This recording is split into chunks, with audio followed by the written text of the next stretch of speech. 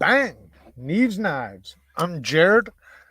How's everybody doing tonight? Because we're live on Neevesknives Live. Happy Thanksgiving to everybody. Hopefully everybody's going to be with family this year and have a nice, big, delicious Thanksgiving. I know I'm going to try. We actually put something together at the last minute, so not sure how many people will show up.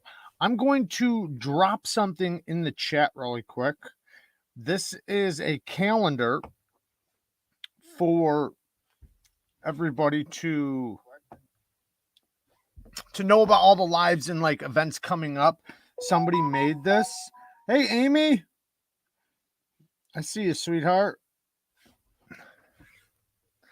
That what I just dropped in the chat, that's for, it's a calendar like for like the lives coming up, not just mine but everybody's, and like just things going on in the community. Somebody's help running it, which is really awesome. It was a really good idea. I think that's incredible. And there's things like you can, say like that you want to show up for, and it'll give you an alert through your email and it remind you that that it's about to happen, or that it's going on this date, whatever. And you can say whether or not you're going to join. So really, really cool. I think that's awesome. We have a few things we're going to go over. I'll be honest, man, I'm really off my game right now. Like off my game. Whoa. Got a lot going on. I been working this week and trying to do all kinds of stuff, and I'm like late as hell getting other people's stuff back to them, and that just aggravates the shit out of me. I hate when I'm late getting things back to people, but I'm trying to like get so many things back at once, and I hate like if I have just something I need to finish over here and not just bringing it with. So I try to get as much stuff all in one, so I don't have to take multiple trips because I have to Uber. So, but anyways, we do have a couple things we're going to talk about. Not a lot. Hopefully we'll just come up with some stuff on the fly, because we like to do that. But man, this new button lock from Civivi, holy cow, this thing's pretty awesome. Not only the sound, because the sound just gets me right away. As soon as every time it just puts a smile on my face. That ting. But the action, man, they got this flipper tab so well tuned, it almost feels like you're not even deploying it, but it just shoots out. And it's because like the flipper tab, the jimping on it is actually higher than even the pivot, meaning the top of the pivot, like not the center of the pivot, but the top of the pivot. It's actually higher than that. So you have a ton of leverage. But I know it is a tactical looking knife, and those can either do good or bad. And I know button locks aren't necessarily tactical, because I don't know, maybe I should do a test with one and take one and actually do some hard use shit with it and see how it does. I don't know. I don't have any hopes for it, right? A button lock theoretically is pretty strong, but you can't do hard use stuff with it and then expect it not to have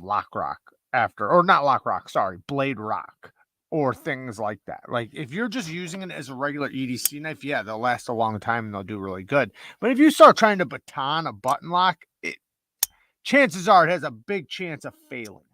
But I've never done it, so I can't say that for certain. It might do really, really good. But like the button lock Elementum would definitely fail, just because of the way the button lock is set up. One like this is a little bit stronger. It's not just like, because it has an entire plunge instead of just like a little disc that goes behind the tang of the blade.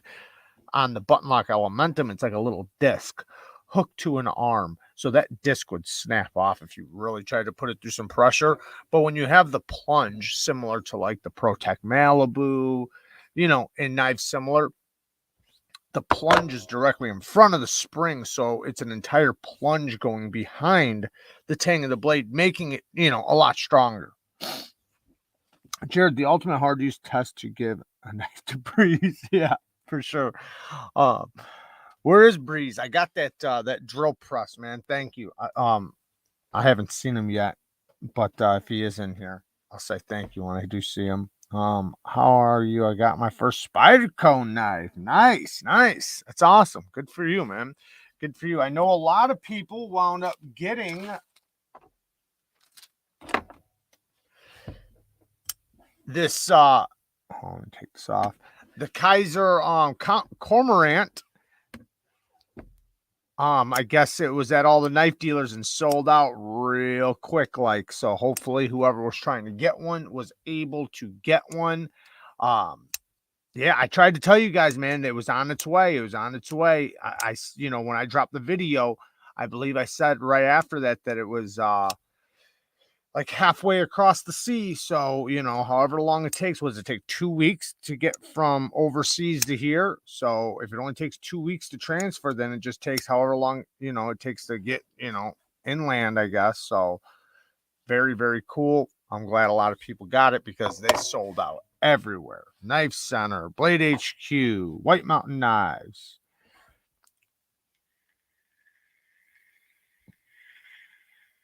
I'm trying to find out when the Cogent will be available. I actually am talking to him now. I'm waiting for him to respond, and I'll let you guys know. He hasn't let me know yet, but as soon as I know, I'll let you guys know. But Civivi Send Cut, they have the 25% off of their knives, or at least up to 25% off on a bunch of knife models at all knife retailers. So now's the time to get up on some stuff because they have so many deals right now.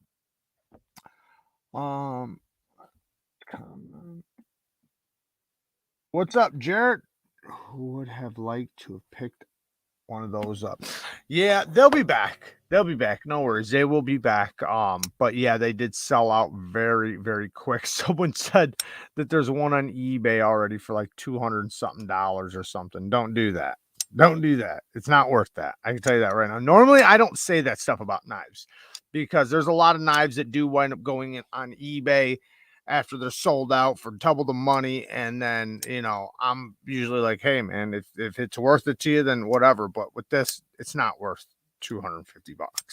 It's a good little knife, but it's not worth that. Great little knife, though.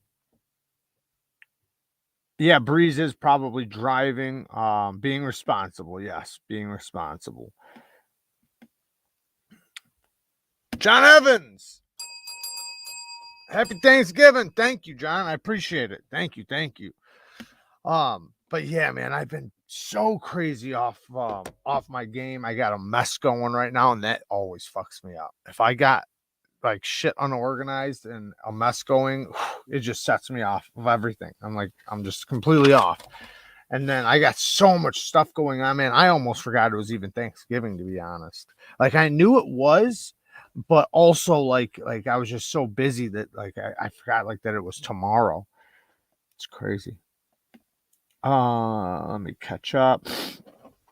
My Protect TR4 manual should be here this weekend. First new knife in a month. Awesome, Shane. That's badass. USA, baby. Those Chinese knives aren't worth more than $20. A lot of people would disagree. I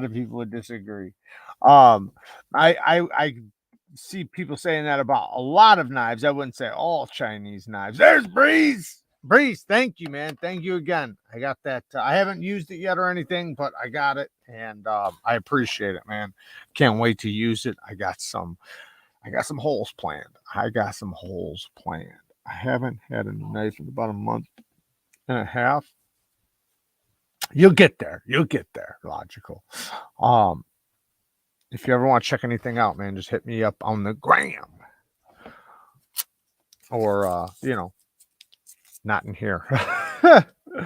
All right, so oh man, I forgot to bring that angle finder over here. Son of a bitch. See, I'm already messing up. So we're gonna talk about all different types, well, a bunch of different subjects. So first off, I got a video coming, and well, I got bunch of videos coming, but one of them in particular is going to be about like who did it best, right? Who did blank best? So whether it's going to be like who did in talking about 2021. So who did the detents best in 2021?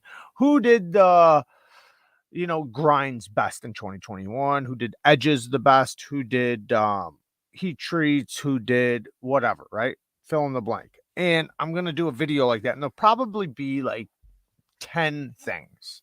And I'm going to try to pick whoever did it the best, and not for any knife company, most likely in a price range. So like knives under $100, right? Because that's going to be the category of which most people can purchase. But not just that, when we start talking about $300, $400, $500 knives, it's kind of like, yeah, of course, like they better get that right. You know what I mean? Like when we're talking about, heat treats, like, yeah, they better, even though they sometimes don't. Or when we're talking about detents, it's like, I would hope if I spent that much money, my detent would be perfect. And it's not like it always is. I'm just saying. But when we get into under $100, that's when it's really a competition. That's when we're looking at like who killed it, right? Who actually did it the best. And that's where there's a bigger battle, right? There's a lot more companies, a lot more arguments, because when we get over a certain price, we already know who it is, right? There's going to be certain amounts, certain companies that's going to be like, yeah, they always win it, right? They always win it usually. Hey, Jason Brown, can we give a shout out to Bill? Bill Proxy 1840. Happy Thanksgiving, Jared, and everybody else. Shout out to Bill. Cue ball. Thank you, brother. Wishing everyone a very joyous and blessed Thanksgiving with your family and loved ones. Happy Turkey Day. Gobble gobble. Thank you, guys. Thank you, both of you. You guys are amazing. Thank you so much. Yeah, you guys are awesome. Yes, happy Thanksgiving to everybody, including you all. Come on, man. This computer sometimes, man, it's hard to stay organized with the chat. Brett says, shout out from Oregon. Wondering what everyone preference would be between an SRM 9008 and a Rake P801. I don't know what the 9008 is, so I'm automatically going to say the 801 because I'm trying to convince them into making a titanium version, which I think I have. Still keeping the 14C28N, but with a titanium frame lock. That'd be so badass. That'd be so sweet. They killed it with the 801. The thing is though, excuse me, is that the detent was very strong. So with the thumb stud action, a lot of people were very bad at thumb deploying it. But if you kept your finger off of the lock bar, it was easy. It's just it had death lock if you did squeeze the lock bar. Shane, happy Thanksgiving. Love you back, brother. Thank you. Thank you for the 5 bones. Thank you. You guys are awesome, man. Thank you so much. There are some who just want a very large number of knives, no matter what they are. There are some decent Chinese models, but the prices just got ridiculous for slave labor. Yeah, some of them are ridiculous. Some of them it doesn't make sense. Like, but there are some that they do it so good, arguably the best, right? Like some of them are doing it. Like there's a couple companies, right? One in particular that does it so good that custom knives can't even keep up. Like they are like, man, they do it better than I do. Like, and that's why a lot of times I send their work there because they all right, there are the companies that are like the slave labor companies, right? And I know everybody thinks that like all Chinese companies are like that, but that is not the case. There's just some of them that do have a lot more integrity, just like here, right? I'm not saying it's like here. I'm not saying that. I'm just saying companies, just like here, there's going to be shitty ones. There's going to be good ones. That's all I meant. And then there's going to be big ones and small ones, right? Bigger companies with better tools and better man force, whatever, they can do it better. And then there's some that are really into the knife world. Like they're deep into knives. Like they take their integrity pretty seriously. Now, there's so many that ruin that reputation for them that it does hurt them. But that's why if you pay attention, if you look, like you can kind of tell the difference, right? There's the ones who refuse to steal a design, right? They're the ones that literally hate the companies that do that because they get them stolen too. Like they're over there and they get theirs stolen from their own people. So they know what's up. And they only deal with the best materials and they have no problem paying the USA for materials and doing like a crisscross thing where it's not like they're just not like just exploiting us, right? They're actually doing it where both parties are making money. And a lot of people don't consider that. They never consider the how some companies are making it where the US is actually making a larger portion than they are. So like there's a lot to consider when looking at it. You can't just look at it like it's like, child slave labor and they're just, milking our money and this and that. Like some companies, yeah, for sure. Some of them are, and actually probably more than not. But there are those couple handfuls that are just doing it really good, and they're part of the knife community, and they actually give a shit about their product and care about the community. So, and you can't. I mean, some of them do such a damn good job. They do such a good job, but I don't blame anybody who doesn't want to deal with them. D-Bass, Jared, I ended up getting the Kaiser Leave clear jade handle for my girl's Christmas present. I already got it, and it's awesome little knife. Thank you for the recommendation. Yeah, man, the Kaiser Leave, such a snappy little knife, man. This is a great, you can call it a stocking stuffer. You can call it whatever type of gift knife. This is an amazing little knife, and I highly recommend this, especially for the ladies. For guys too. I'm just saying, especially for the ladies, because the detent is so well tuned. It's hard to get this in hand and not be able to deploy it. Did I hear Kaiser Leave? Nope. That's my fave. No, it's a really, really good girl knife gift. I'm pretty sure when I did the live on how to get your ladies into knives that I mentioned this exact knife, because that downward tip is going to be easy for use. It's not just about deployment, right? It's got to be easy for a lady to use. It's a good size too. Enough width for like sturdy grip, but it's not too big for the pocket. And that downward tip is just going to be more naturally easy, more like a kitchen knife, since women are in the kitchen a lot. And that's what they'll be using the tip mostly on their knives probably than anything else. I can't think of what the Reich Alien is. I'm guessing it's that one that looks like the bones. If I'm not positive, that's one company that I haven't had a lot of. I've only had one Reich. Right, what's up, y'all? Richie B? Happy Thanksgiving. I will let you go. And yes, ladies love that downward tip. Shout out to Richie B. Why is this and hat bill so Lindy long? Lou. What? What is that? What do you mean? Why is that hat bill so long? Am I crazy? No. No, that hat bill is so long. Is it long? It is Maybe so it is. long. Maybe it's for backwards. No, it looks crazy. Look at this. Look at just is look. It long? Just look for a second. Oh yeah, I guess it is long. Holy shit! I guess I didn't notice. That? It is long. Wow, I didn't notice. It's like twice the size of a normal hat. Give me that one. Yeah, it is. Yeah, look at this. Yeah, wow. What the F? I did not notice how much longer that bill is. That looks like a duck. That's looks like crazy. Duck. Are both of them like that? Grab that other one. Yes. What are these? Well, that one's yours.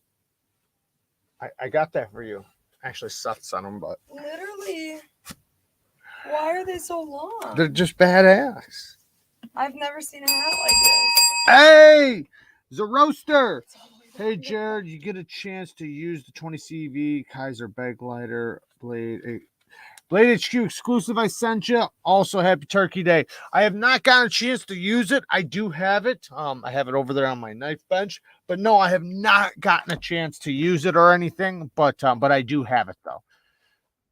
I do have it. And thank you for the donation. Thank you so much. You guys are awesome. Donations they help the channel out massively, guys. Massively. Because as of right now, we're going downhill. I wanted to, tonight on Knife Nuts podcast. They're doing a podcast. Mike Emler's going to be there. Metal Complex. A bunch of people are going to show up there. I forget everybody who's going to be there, but a bunch of people are going to be there. I thought about showing up and donating, a couple bones so that I could tell Metal Complex that I'm coming for them, but I almost can't because the subscribers slowed down massively. But I got a couple videos in the works. Hopefully we can pick that up. But I forgot. I was like in the middle of saying shout out to Knife Modders. Make sure you guys get all your knife modding work done by Richie B and Lindy Lou. I know their books are closed right now, but that's always just temporary. So I'm sure they'll be open back up here pretty soon. Less than 50% of your topics must be. Yeah, they do. They do. I didn't have much time to write down much, so I said I was just going to, chill with the chat. But I still wanted to go back to who was doing it best because I kind of wanted to get your guys' opinions on that. But I do have my own thoughts already, and I've already picked in my head, but I don't want to tell you guys like who's doing the best detents. Like I said, under like $100. So even under $60, $80, whatever, that whole price range between like $40 and $100. And like I already thought of who's doing the best detents. I already thought of who's doing the best grinds. Who's doing the best edges? What else? Tolerances. Oh, I haven't picked up who's doing the best tolerances yet, and I have picked who's doing the best drop shutty action though. I have picked that one up. Books should be opened up in a few weeks. Almost all caught up on everything. Awesome.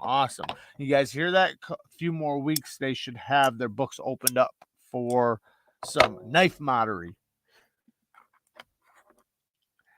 You got to go. All right, boss. Thanks for showing up. Happy Thanksgiving. Who's doing the best kookeries? Ooh.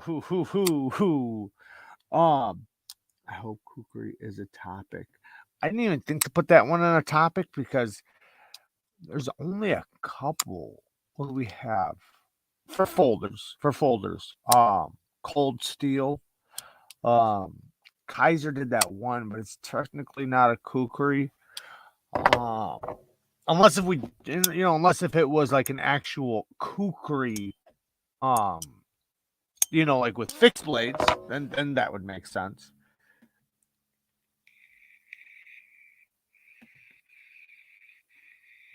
Don't be reading my notes. Kaiser Land, but wait, hold on a second. I should have mentioned this. Not one single knife. All of them. So, like, you could say like 3 out of 5 knives they did had the best. So that would make them the winner, right? You could do that, but you can't just take one knife and say this knife did this the best, so this company wins.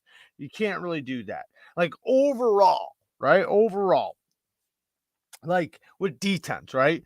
Just because they had one knife with a good detent doesn't mean they win the detents, because other company might have like the most consistent detents over 5 knives, but maybe not the best.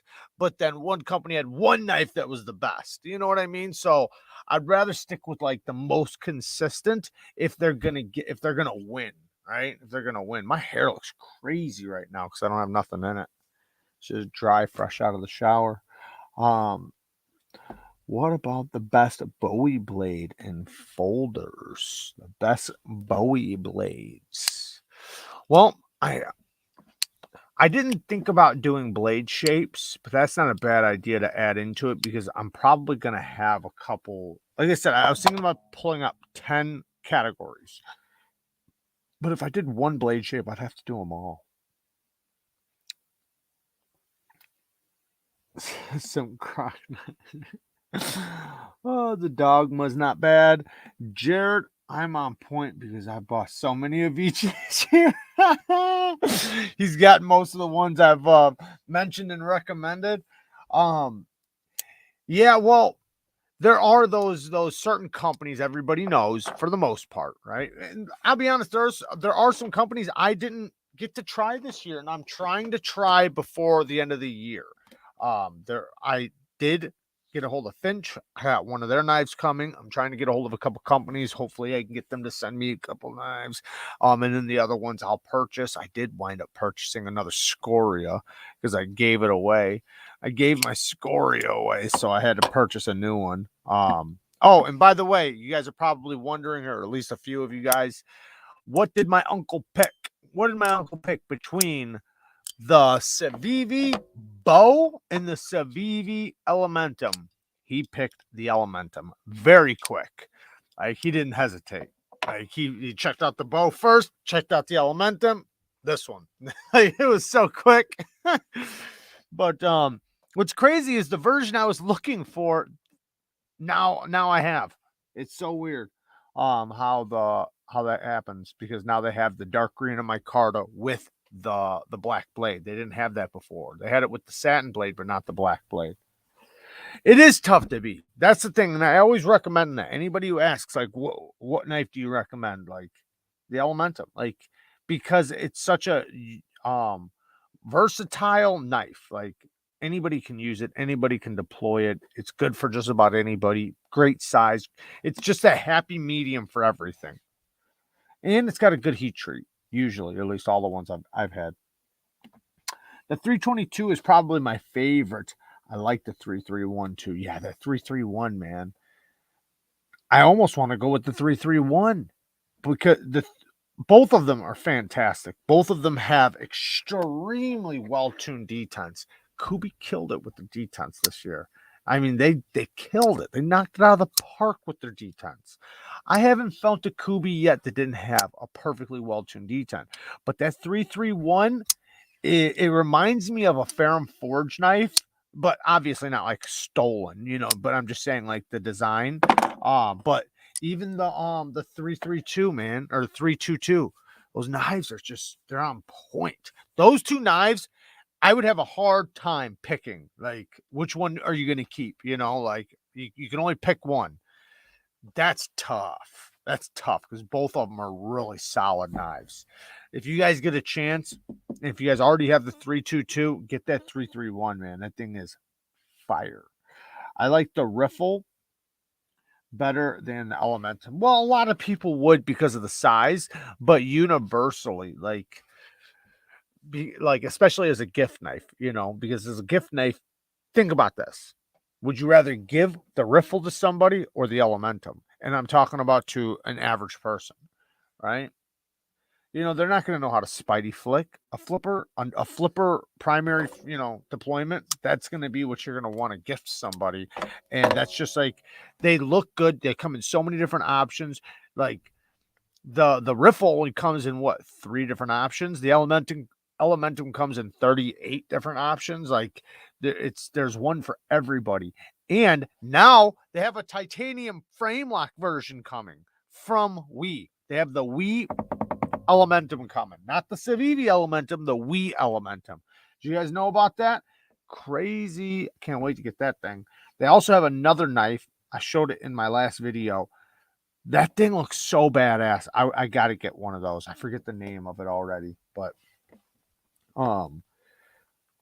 if Seth's in here, he knows what I'm talking about. Oh man, the thing looks so badass. The beacon. Let me see if I can just look it up really quick for you guys. This thing looks so badass. I gotta get one of these. Like, that's how I feel. I don't even know if they're gonna have it on anything. I see it, guys. Give me 1 second. I see it, Joseph. Oh, I think I did find it. Okay, let me show you guys. So it comes in all different colors and stuff, but let me pull this up really quick. Joseph, thank you, man. Happy Thanksgiving to you too. Thank you so much, man. I appreciate it. Patty will have a wee little knife to review. Joseph, thank you again, man. Thank you so much. You guys are awesome. I can't thank you guys enough for the donations. Because right now we are low, Jack. All right, here we go. So here is the Wee Beacon. It is obviously a titanium knife, 20 CV, but it's got that fuller. I personally, I don't know, because what was that other one that looked kind of like the Beacon? I can't remember the name of it. It reminds me of that knife, but I don't know why. This one, I think this one, I don't know. Maybe that other one actually might have been a little bit better because it was actually it had the scales covered, so it'd be good for a righty or a lefty. This one's probably only going to be good for a righty, but I don't know. I still think it looks good. I like it. Now you guys want to see that? Let's see if we can find the Wee Elementum. Ah.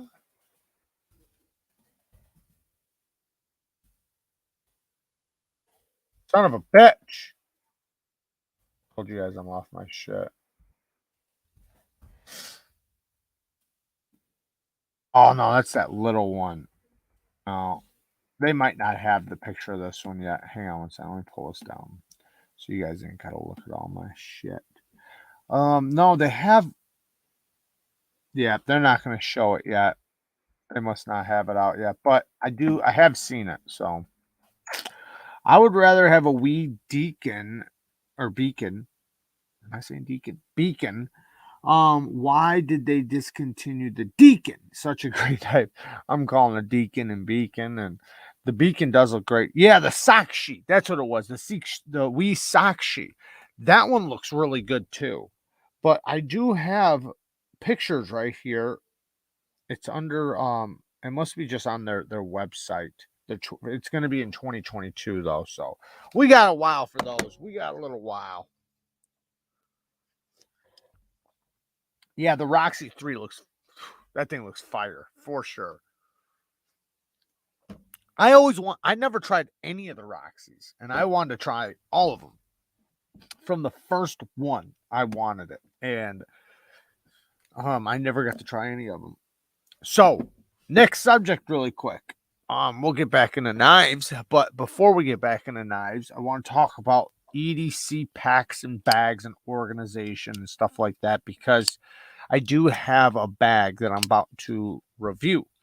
And, you know, I personally, this is just me. I like storing my stuff. I've always been like that. Like even my backpack, like even if I have to rig stuff up, like I'll literally find other things to put in other things. Like I'll find uses for everything. I'll feel like it'll just be like a little tin box that comes from something else, and I'll turn it into like a cartridge that goes in my bag or something, right? And I think a lot of us are like that. But this time of the year right now, when all the deals are going on, is a great opportunity to get like an EDC organizer or an EDC pouch like that goes in your truck, your car, your trunk, your whatever, right? I got one that I recently got, and I'm going to be doing a video on it. And they're going to have a holiday sale. I'm trying to get it up before the holiday sale gets over, because so you guys can check out their website. But it's just a pack where you can use it for anything, right? You can use it for, I'm going to put electronics and probably first aid stuff in it. That's my plan right this moment. And then I'm going to slip that into my backpack so that I always have all my wires and all my electronic stuff that I carry around day to day all organized. And every time I need like a plug-in wire or a battery pack or whatever, bang, I got it right there. So, but I highly recommend though getting little things like that, even if they're small, right?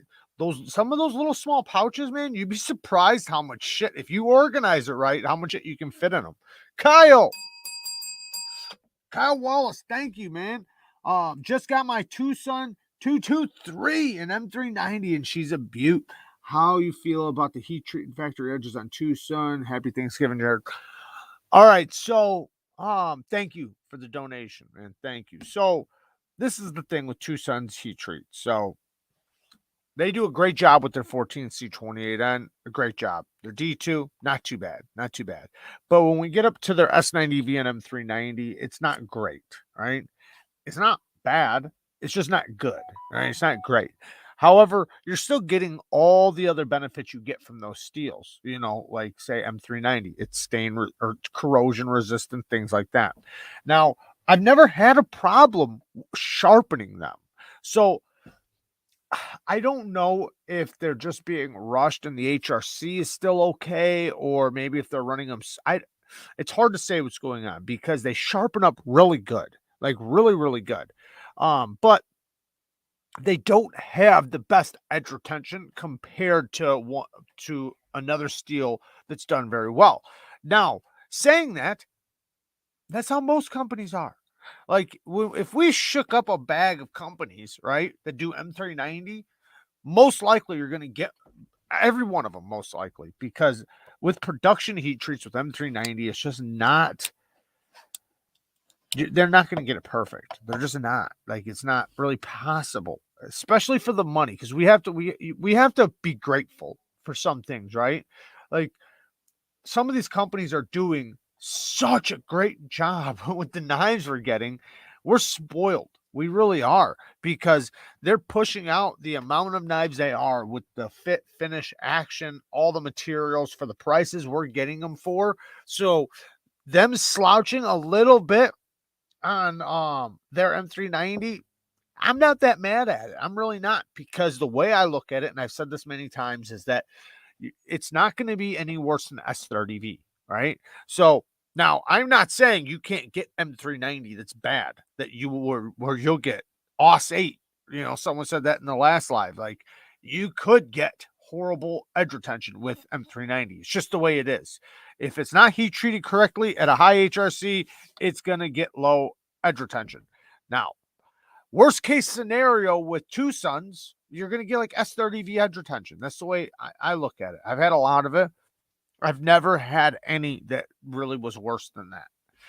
Now, I'm not saying that some aren't, but from my experience, all of them have at least gotten that. And a lot of times even better than that. But no, their M390 is not as good as some other companies that are doing a phenomenal job with it, or a more where they're doing it more consistent. But you're not paying the prices you would pay from those companies. So, and this is the way I look at it, is that would I still buy it for that price if it was S30V? I'm getting better corrosion resistance. The only thing is I'm saying worst case scenario, I'm getting S30V edge retention. Would I still buy it if you switch the steel out and it was S30V? The answer is yes. Yes, I would. So I have no problem paying it for the M390 or S90V. So that's the way I look at it. It's not horrible. It's not bad. It's not great. It's, just mediocre. And to me, though, for the price, I'm happy. I'm a happy camper for that price. A very happy camper. So I'm not mad at it at all. It's because you can turn around and spend $300 on another company with the same fit, finish, action, etc., same steel, heat treat, and get the same shit. So, I'm not too upset at it. For $90, full titanium M390, some of the best carbon fiber and some killer designs. Who else? Right. Exactly. Who else? Name it. And it's, like I said, man, we are getting some incredible things, and, they are doing their best. They really are. They're trying to push it as much as they can and still get because it's easy to fuck up M390, man. It really is. Like, look at some of the spreadsheets with M390's cut tests. You might not want to ever buy M390 again. M390 has the potential to seriously, be outperformed by just about anything. When it's not heat treated correctly, M390 can be. That's why I don't get it when I hear people say the damn phrase like this, it'll be S30V or something. And they'll be like, oh, for that price, I wish it was M390. Do you? You fucking don't use your knife, man, because if saying that's a dumb statement, because they could have, trust me, that company could have done that. They could have done that. And you probably would get worse edge retention than the steel that they put on there, because they probably know they can't do a good job with it. and sometimes I'm not saying to trust the companies, but sometimes you got to give them a little credit. Like they probably know we can't heat treat this shit good. It's gonna come out bad, and then people are gonna be mad because their edges are rolling or chipping or whatever, right? Who knows?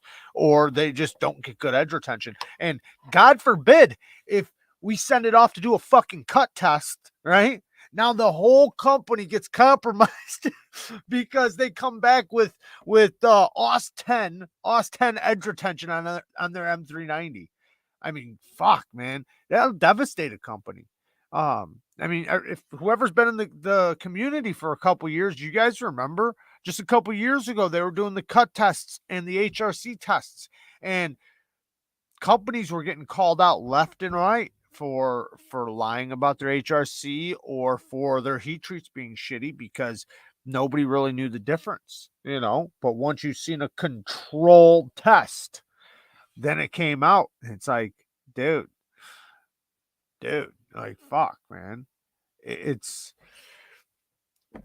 it's tough. It's tough, but with that steel, and to argue for the companies, that's not an easy steel to do. It's just not. So you got to give them a little credit, for them to be able to pump out 300 blades for this price.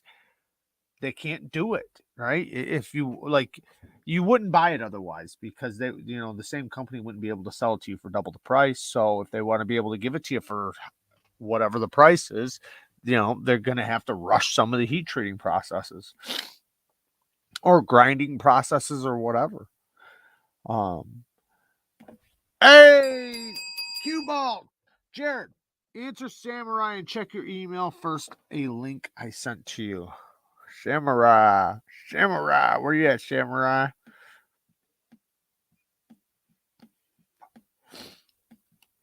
Samurai, when is the Death Bellamy coming? Okay, so anytime now, man. Anytime. So they messed. Well, they didn't mess up. They wanted to change the clips. The clips were like the one that I had, the stainless steel stamped clip. They wanted to switch it to titanium, so that backed them up. They were supposed to be out last month, but changing the clip messed them up. They're supposed to be out technically by like the end of this month, beginning of next month. So anytime, really, anytime. I'm gonna keep up with them and find out exactly when, and as soon as they like ship out. From what I know, man, it's hard for me to remember some of this stuff, but I can't remember if they said that they already shipped or if they were like in the process of shipping. But it's gonna be soon. But don't trust that site if it doesn't look exactly like the one I had with a titanium clip, because that is not from Kaiser. Kaiser did not make those. That is some other OEM. Kaiser knows nothing about them. So, and I don't recommend them because obviously they don't like them either, because they obviously had some made from some other OEM and then went to Kaiser and had Kaiser make them. So think about that. They're trying to sell those off. To me, that's sketchy already. And I understand they invested some money into a design and it didn't work out too good. Now they just need to pop them off so they can bring these other ones in. But I mean, obviously they weren't happy with them. Otherwise, they wouldn't be going to Kaiser and having the exact same, knife made. But then again, I think that was their design. And then Kaiser came back with a better design of the same knife, because as far as I know, the main designer at Kaiser is the one who designed that. But soon, though, soon. All right, let me check.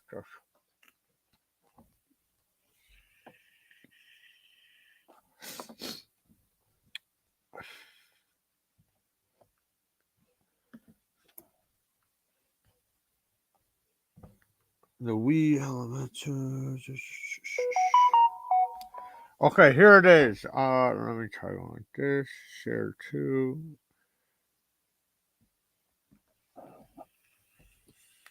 You should have dropped the link in the Oh no, I guess I couldn't do that. Can I do that? I don't think I can. No, I don't think so. Damn it.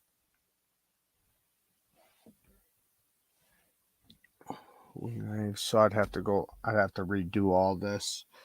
And if there was more pictures of it, I'd pull it up. But if you guys go on Instagram to We Knives, they show the Elementum. If you guys want to look at it, I'd pull it up if there was more than one picture, but it's just one picture, and it looks like an Elementum that, without scales. Oh, you don't have mods rights, but you can't even drop any. I think you can still drop a link in. I think maybe not.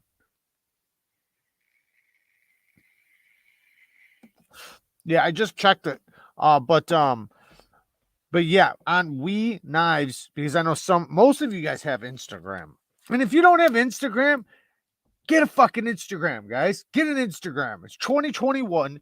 Get an Instagram, because it opens up so many doors to the knife community for you. Like, you don't have to use it for anything else but the knives. Like, you can find knife deals. You'll know when things are coming. You'll have information early. You'll be able to stay tuned with all the prototypes that are coming. You can be in contact with everybody in the community. You want to get on Instagram. Instagram is like for knife people, right? For knife people, it opens up a whole nother door. Like, it makes it so much easier. And you can private message anybody. So then you can deal with people in the community one-on-one. You can vet people. I use it to vet people. Like, somebody will talk to me and shit. It's like, I'm going to your gram. Check your gram out. See how honest you look. Hawaii Knife and Gear. What's up, brother? Happy Thanksgiving.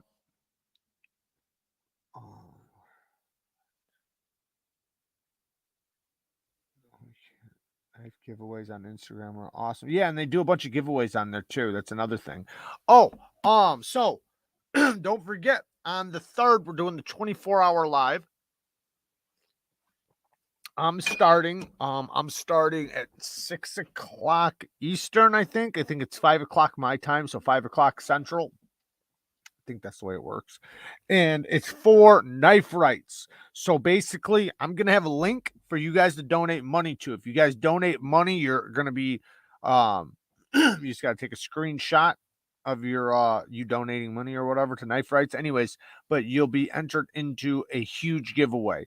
A bunch of companies are putting knives in, and so you'll be involved in a giveaway, and it's to basically grow money for knife rights. And anybody who doesn't know what knife rights is, Doug Ritter Hogue, he's he's the founder of Knife Rights, and basically you are lucky to have the knife rights you do have because of people like him in the community working really hard behind the scenes for your knife rights. And in a lot of places where you notice, like, we couldn't carry this knife 5 years ago and now we can. Well, it's because of them, and they're always doing work. You can go on their website and see the next cities they're going to and the things that they're working on. So definitely be there. It's the live starts on my channel on the 3rd, 5 o'clock Central Time, and then somebody will be after me. I think it's OCD for EDCs after me. But anyways, and it'll be one after another for 24 hours. We're going to try to fund or raise as much money as we can for knife rights. I'll probably give something away too, so just to entice you guys to stick around. What? Where to go? Which YouTube channel to watch the show? Okay, so it's going to be one by one. So it'll be my channel first.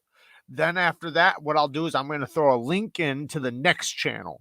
Then, so at the end of mine, you can jump right over there to the next channel. Now, they will do the next channel after them. So, and I'll have the link for knife rights and where you can donate the money and all that good stuff. And I'll have a lot more information, but it's going to be fun. It is a huge thing, and it is a lot of people joining.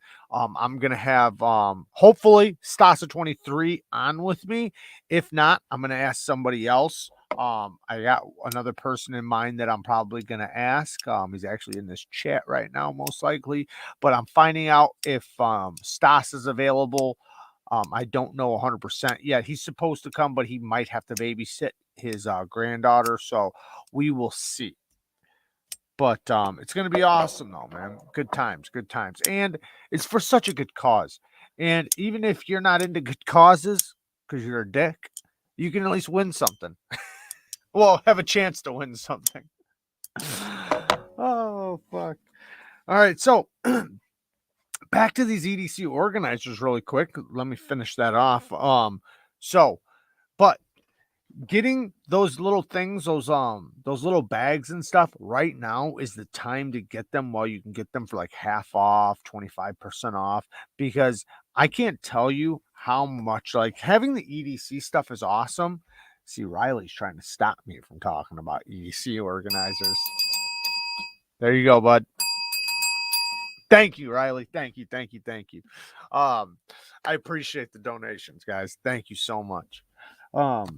But I, love the knife stuff, but it's really awesome having good places that are secure and easy to carry, just easy to relocate to. Like you can grab it and you can set it somewhere and it's organized. Those things are awesome. And it makes the EDC stuff even better because having a good place, like one good spot, one good thing, and saying, I'm going to fill this up. Then you can see your little spots and say, what do I need to put in there? And you can think of it like, okay, I need a flashlight for that, right? That'll be a good thing to put in there. I need this type of battery charger or whatever, right? Whatever you're growing, but you can look at it and you can organize it and have it set up, and you wouldn't believe how handy it comes in. Like mine at work, I can't, like anytime I ever leave my bag at home, I always wind up running into a situation where I wish I had my bag.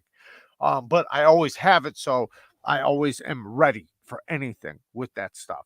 And it's always organized. I know right where the thing is that I need. Jared, go on Knife Nuts tonight. I'm not on Knife Nuts, but I'll probably show up. I was going to show up to Tees Metal Complex and let them know I'm coming, even though I'm coming really slow now, but I'm still on my way, just really slow. We went from getting like 5K subs, or no, like 55K subs a month down to like 2,300 now a month. We're lined up with what he's getting. Jared, did you get the Archbishop 3.0 drop? No, I didn't, man. If it's still available, I might. When are they going to be available? Like, when do they come in? They're not available yet, right? Like, if you order one, are you going to be able to get it within a few days, or is it like in like 3 months? Because I feel like I got so much money out there right now. I don't know if I could handle not getting my knife right away. We are gonna catch MC, don't worry. Yeah, I know we're gonna. We're just gonna have to wound him a little bit, and I'm gonna have to do something weird to get one of my videos to go viral again. Oh, you believe they're here? If they're here, I'll probably purchase one. But man, I know they're gonna be so much money. How much are they? Do you know how much they are, Q-Ball? And for anybody who doesn't know what he's talking about, the Archbishop 3.0, Ferrum Forge Archbishop 3.0. Fuck you. See if we can pull it up. I don't know if it'll come up or not. Ferrum Forge.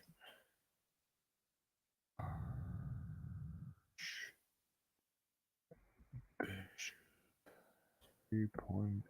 I don't know if it'll come up or not, but I'll find out. No, it didn't come up, but it's basically this, just a 3.0 version. So it's going to be this with just a 3.0 version. So it's basically the exact same. I don't know why I did that. It's basically going to be the exact same thing, just I think a 3-inch blade instead. And it's titanium. Gonna look similar to this. It looks badass. I've always wanted one. I got the Wii Malice, which I love the Wii Malice. So 50% off, $279, 50% the mini art, and then 50%. What? I don't get that. $279 and then 50% the mini Archbishop. I don't get that.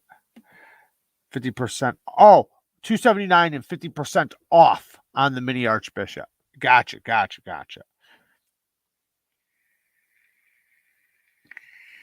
That's a lot of chinga right now. I don't know. I might get it. It's hard, man, because I want to really bad.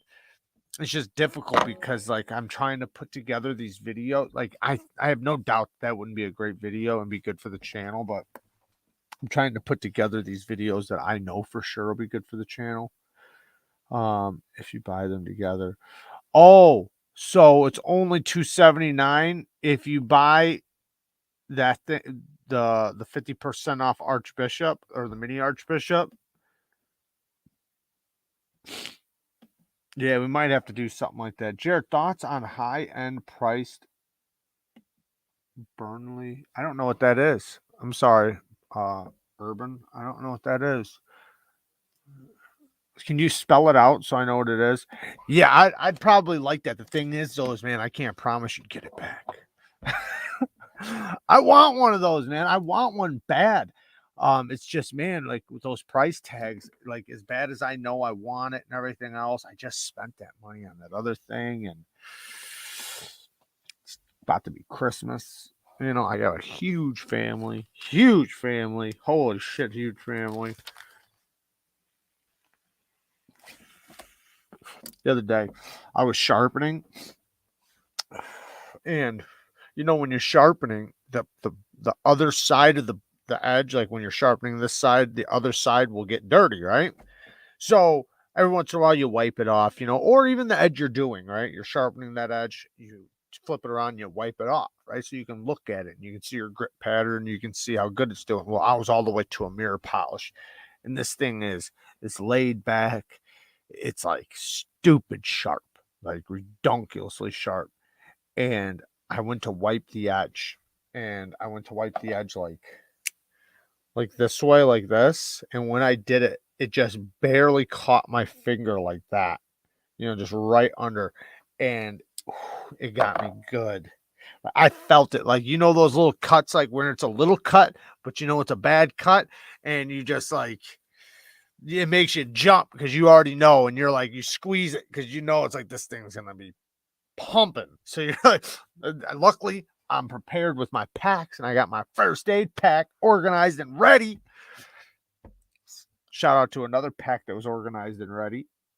My first aid pack. That's another thing. Like I said, with the new pack I got that I'm going to do a video on, I think I'm going to use that for also first aid. Because right now in my backpack, I'm using one of those Altoid cans, and I got like tweezers and everything in there for first aid. But I need something better, just in case if I come across like a I don't know, somebody who got shot or something. Oh, the Lucas Burnley Squid version 2. I don't know about it. Lucas Burnley Squid version 2.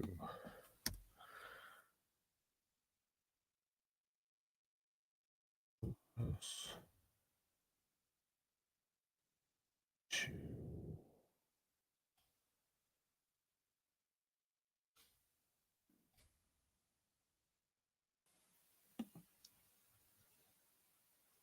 Yeah, I don't know about this guy.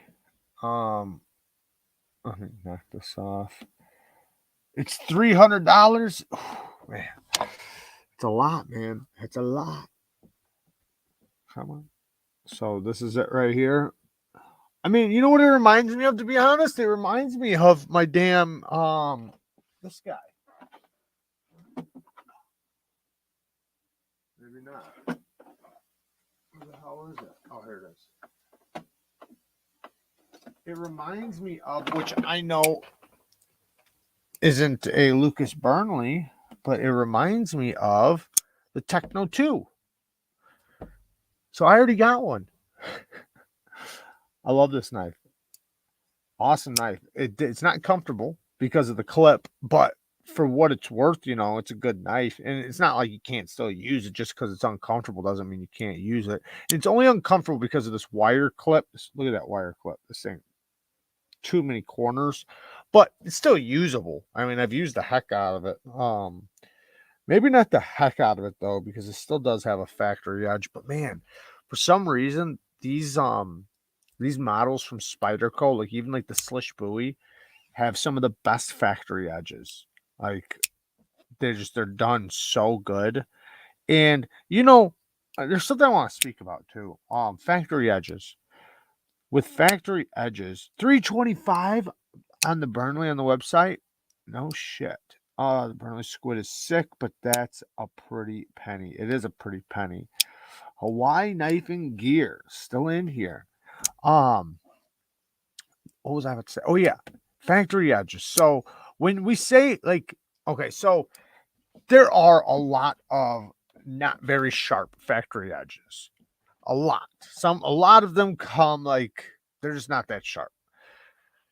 But there are a lot of very sharp factory edges that are very surprisingly sharp. And sometimes you'll hear me say, "Ooh, that's a pretty good edge. That's a good edge, right?" Because I'm saying it's sharp. Now, where factory edges fall short is the performance. So most of the time, even if they're sharp, the reason why they're usually not that great is because you're not going to get, like, if you get a knife and the factory edge goes dull very quick, that doesn't mean that blade has a bad heat treat. That doesn't mean it's gonna, like that you have bad edge retention on that knife or anything like that. It's just that factory edge. So that's where, like, saying it has a bad factory edge or the factory edges suck or anything like that, it's off of edge retention, not necessarily sharpness. Now, yes, there are a lot that have not very sharp edges too. And of recently, I feel like every factory edge, I don't know if it's around the holidays or what, if knife companies are just trying to pump them out, but I don't feel like I've gotten a good factory edge in a while. Like, I feel like every knife I open, it's like I instantly, like, I don't even want to carry it because it's like, man, this thing ain't even sharp. And to a lot of people's standards, it probably would be, but I don't know, man. It's just like, it seems like the last like 10 knives I've opened up and gotten, I don't even want to carry because it's like, man, I got to put a new edge on it. And then I got to wait because I can't just put an edge on it right away because I have other edges I have to put on other knives. So I wind up not carrying it until I put a new damn edge on it. But I don't know. But there are a lot though that are really good. Like this one, man, really good. Really, really good. Not only has it held a really good edge, but it came very sharp. And many others. Love my smock once I got some micarta on it. Yeah, the smock's amazing. The Dalek edges are Chuck Norris level. That's hilarious. Your standard of sharp is off the scale, I bet. I know, and I put that into consideration though.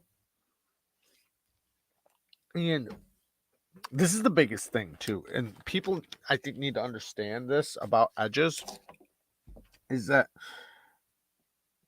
you can have a very, very well done sharp edge, right? Like I just recently got one in that's in for sharpening, right? It's in for sharpening. There's nothing wrong with the edge. And I mean, it's not a factory edge. It's a KME edge or something. But looks beautiful. I mean, looks perfect. Whoever did it did a fantastic job. No hate at all. I mean, it's a perfect edge. But the angle, right? The angle. It's a very sharp edge and incredibly sharp for the angle, right? Because it's like, I have no idea what it's probably like 25, 30 degrees, right? So it's an incredibly as sharp as it could possibly get for that angle on that thickness on that steel. Because you got to put all those factors in play. That steel, the thickness of that grind or that edge, plus the angle of which it was sharpened. And it's a mirror edge and it looks beautiful. Sharp as it can be. Now, that knife with a new edge could be way sharper, but at a lower angle. So put the exact same style edge, whoever did that edge, the exact same edge, just at a lower angle, you're going to increase the sharpness massively, like massively. So you always got to put those little things into consideration. You can have a perfect edge that just doesn't feel that sharp just because of the angle. Or maybe it is very sharp, but it just doesn't perform because of the angle. Jared, the best thing you always make note on about edges is thinness behind it. So important. Yeah, well, that's especially with cutting performance. The cutting performance is, I mean, that's the start, right? That's the start, just like the spine thickness. The edge thickness with the spine thickness, that's your cutting performance. That's literally your cutting performance. So you want to put those numbers into your brain and you know, the more you see it too, like anybody who doesn't understand right now, or maybe is just following along that doesn't grasp the concept, keep looking at the spine thickness. So when you look at a knife, you'll see it'll say, stock thickness or blade thickness.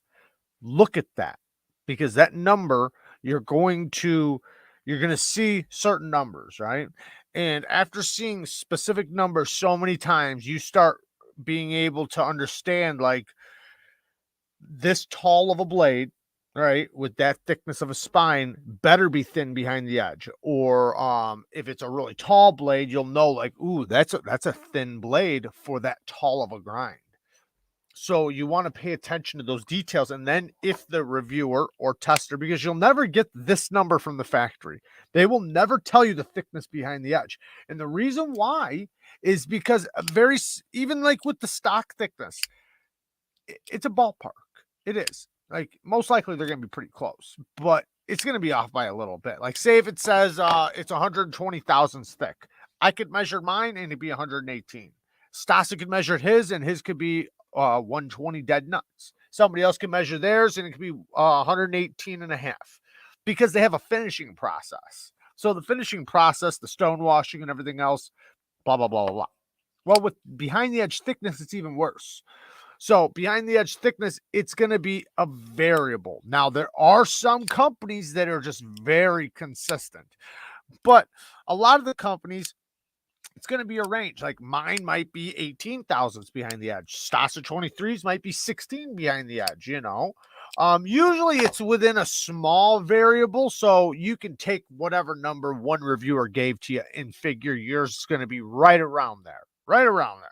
Maybe not perfect, but right around there. So you can determine whether or not you're going to get good cutting performance from that knife, because that is what it's all about, right? Blade geometry. Now, the next thing is going to be your edge geometry. Your edge geometry coupled with your blade geometry equals the cutting performance. Now, does that mean that you should be hyper looking for the thinnest? No, that is not the case, because there is a level of toughness. There's a level of which it's flimsy, or like where you're going to get it and it's going to feel like a fucking toy. Like you do want a certain level of thickness, of spine thickness and edge thickness still, because if the edge is too thin, it's going to be fragile, like really fragile. And put the steel into consideration. I know I'm saying a lot here, but certain steels can do better thinner because they're tougher. And then other steels don't do good that thin because they'll be chippy. So you might want that steel slightly thicker than the other steel. There's a lot of variables, but knowing all that, and then also, like, maybe you're looking for a tough knife, it's not like you're always looking for a mega slicer. Sometimes you want something that slices really good, but it still has a level of toughness that can be trusted. Now I'm not saying it has to be a baton. I'm just saying, that level of toughness where you do feel secure with it, where you're not really worried about chipping it, or breaking it or something. Because, there are a lot of knives out there that they're not even that thin behind the edge, but they're thin at the tip. So it's pretty common that the tips are always breaking off and chipping, and, just because of the tip strength, not even to do with the thickness behind the edge. Spider cow. Just smash the like button. How about the rest of you? Thank you, Patrick. I appreciate that. Did you guys hit the like button? Patrick did. Nice cue ball, nice cue ball, nice cue ball, nice cue ball, nice cue ball. Oh, man. All right. So I don't really have anything else. I do, but I don't think you guys want to talk about it. I was going to talk about cleaning your knives properly. I do get asked that quite a bit. Are you planning a multi-tool video soon? No, because I don't. I am, but not like really, really soon. As of right now, I got a lot of videos pre-planned. So maybe after Christmas, I'd like to do one, but I just don't have any, and I'd have to purchase them all. And if I could get the companies to send them to me, I totally would, but I just can't afford them right now with everything else going on. So it's just not possible, you know. I try to you gotta think, like, I do 2 videos a day, right? If I plan 10 videos, think about that, you know, like, that's not nothing. That's a few days. So, you know, it takes a lot, you know, it takes a lot of money, it takes a lot of everything, but I'm trying, though. I do wanna get some Leathermans big time. I really wanna get some Leathermans. I would love to get, like, 5 multi-tools on the channel and then test them out and figure out if they're any good. And if they're good, then I'll do like a top 5 with them. But I figure most likely there'll be 1 or 2 that I don't want to recommend. So I'll want to find another one and fill it in with that one. You know what I mean? And figure out what are 5 multi-tools that I would recommend. Or if not, I could at least recommend 3 out of the 5. They would say this is another couple more options, but I don't really recommend them. All you need is 1 wave. Yeah, that's that I'm talking about, like, doing a multi-tool video where it's like multiple versions so that I can give people options. But yeah, I could just get one of them and just do 1 video on it. And I probably will. It's not going to be within the next couple weeks. I've got all the videos planned I haven't got them recorded, but I got the videos planned for the next couple weeks. Aiden, thank you, man. Leatherman Squirt. Thank you, man. Thank you for the funds, brother. Yeah, what's that? The Surge, the Squirt, and then there's a couple other ones that I was definitely checking out. I almost got one like a couple weeks ago. Like I had it in the cart and everything. Like I was really close to buying it. You got a Leatherman Wave Plus? Fire. I'll take that shit. Cause that's like I said, I don't really I used to have them. Like I used to carry one every day. I've broken most of my multi-tools. Or got them stolen off the job site, because that's something that if you set down, ooh man, those things get grabbed quicker than your Kershaw leak. Riley, why can't I see you over here? Oh, there you are. Gerber Center Drive Fun. You're trying to be funny. Oh, no offense, Riley, but I would definitely not buy a Gerber one, but Leatherman, I totally would. But thank you for the donation. Thank you for the donation on the Leatherman. I appreciate it, man. Man, I don't know what happened with SOG, man. So SOG contacts me straight up, and they're like, "Hey, we'd like to send you some stuff, no strings attached," you know, which I thought was a good thing. You know, I like when I see that. Hey, you know, we want you to check something out. Basically, it's saying that, hey, we are so confident in our product, no strings attached, right? Which that's the way it always is with me when companies send me anything. I never have any strings attached. The only string attached I have is a guaranteed YouTube video, and I never guarantee anything after that because I don't want to hurt them. Like, if they send me a bad product, I don't want to tell them, yeah, I'll make 5 videos, right? You might not want me to make 5 videos. So I never promise anything. I just say, yes, I'll make a video on it, right?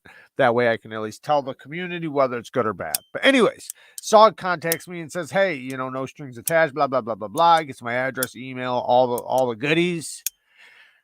Now, it's an echo chamber. I even tried contacting them and asking them, like, hey, you know, what happened? Blah, blah, blah. And crickets. Whatever. Leon Ma's been a motherfucker to get a hold of, too.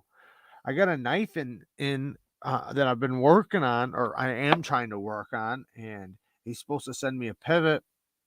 I'm not trying to talk shit about the guy. You know, I ain't got no hate for the guy. But he tells me to contact him, and on email or whatever. I talked to him a couple times, few times, had it all figured out. Everything was good. Told me he'd send it right to me. He said, just, you know, email me or whatever. Emailed him, no response. Talked to him back on Instagram again. He says he never seen the email, and it's like I've just been back and forth with him, and it's probably just, you know, maybe it got sent in his junk mail or something. I don't know, but I need to get a hold of him and figure this shit out, because this is going on way too long. I vetted the rest. For the hundreds I've had, only will carry a second generation wave. All right. See, I definitely don't have as much experience as you do, because I haven't had one in a while. I've had a lot of them, but not in a long time. So I definitely am. I'm backed up. Like, I'm not, you know, I would definitely take some recommendations for sure. And you're saying the second generation wave. People love those waves, man.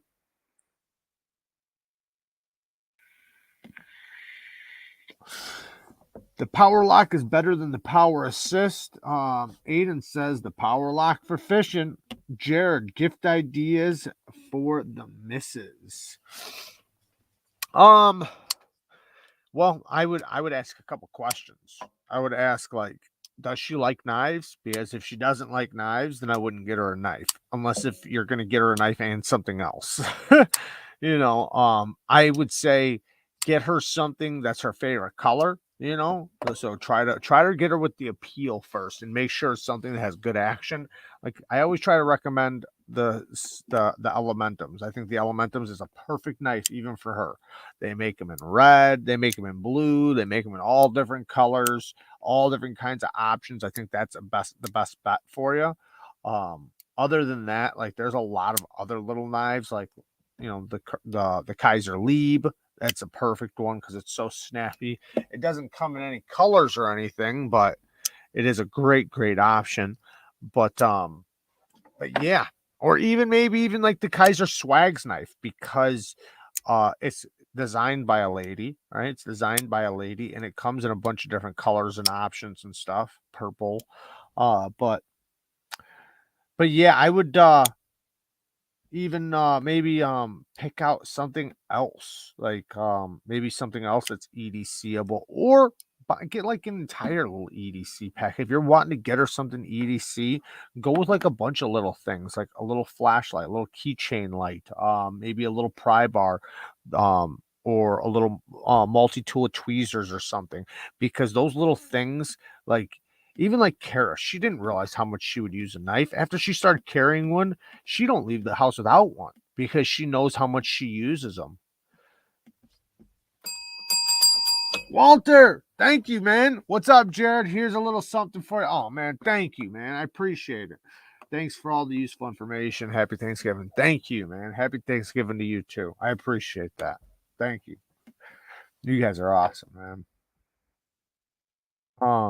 But yeah, it's the ladies are tough when it comes to knives if they're not into them already, because if they're into them already, you have an idea. But if you don't have an idea, like I said, I would go with something that you know is easy to deploy. You know, something you know is easy to deploy, something that you know has good action, something that has a color that she would like. You could get her a lanyard kit with her favorite color lanyard, so she can make her own lanyard. Get her a couple beads, like beads that she likes, right? They have so many different kinds of beads. You can get titanium beads, you can glow in the dark beads, whatever. Then you can get her like a little flashlight too, and then she could take some of the beads and the lanyards and, you know, do the same thing on a little flashlight, if she's into things like that. If she's not, then, you know, you're gonna kick yourself in the nuts. But if she's into stuff like that, then I would say do that, because then she could make it her own and, design it herself. But you got to make sure like she's at least intrigued by things like that. You know what I mean? And you could always go with the thing where it's like you paid attention so much that you knew her favorite colors, you knew maybe something she was into. So get her a bead of something she's into, like dogs or whatever, who knows. But if you can hit all those little corners, then it'll mean something because you paid attention. Because you paid attention and you remembered her favorite color, you remembered her favorite this, and it appeals to you too. So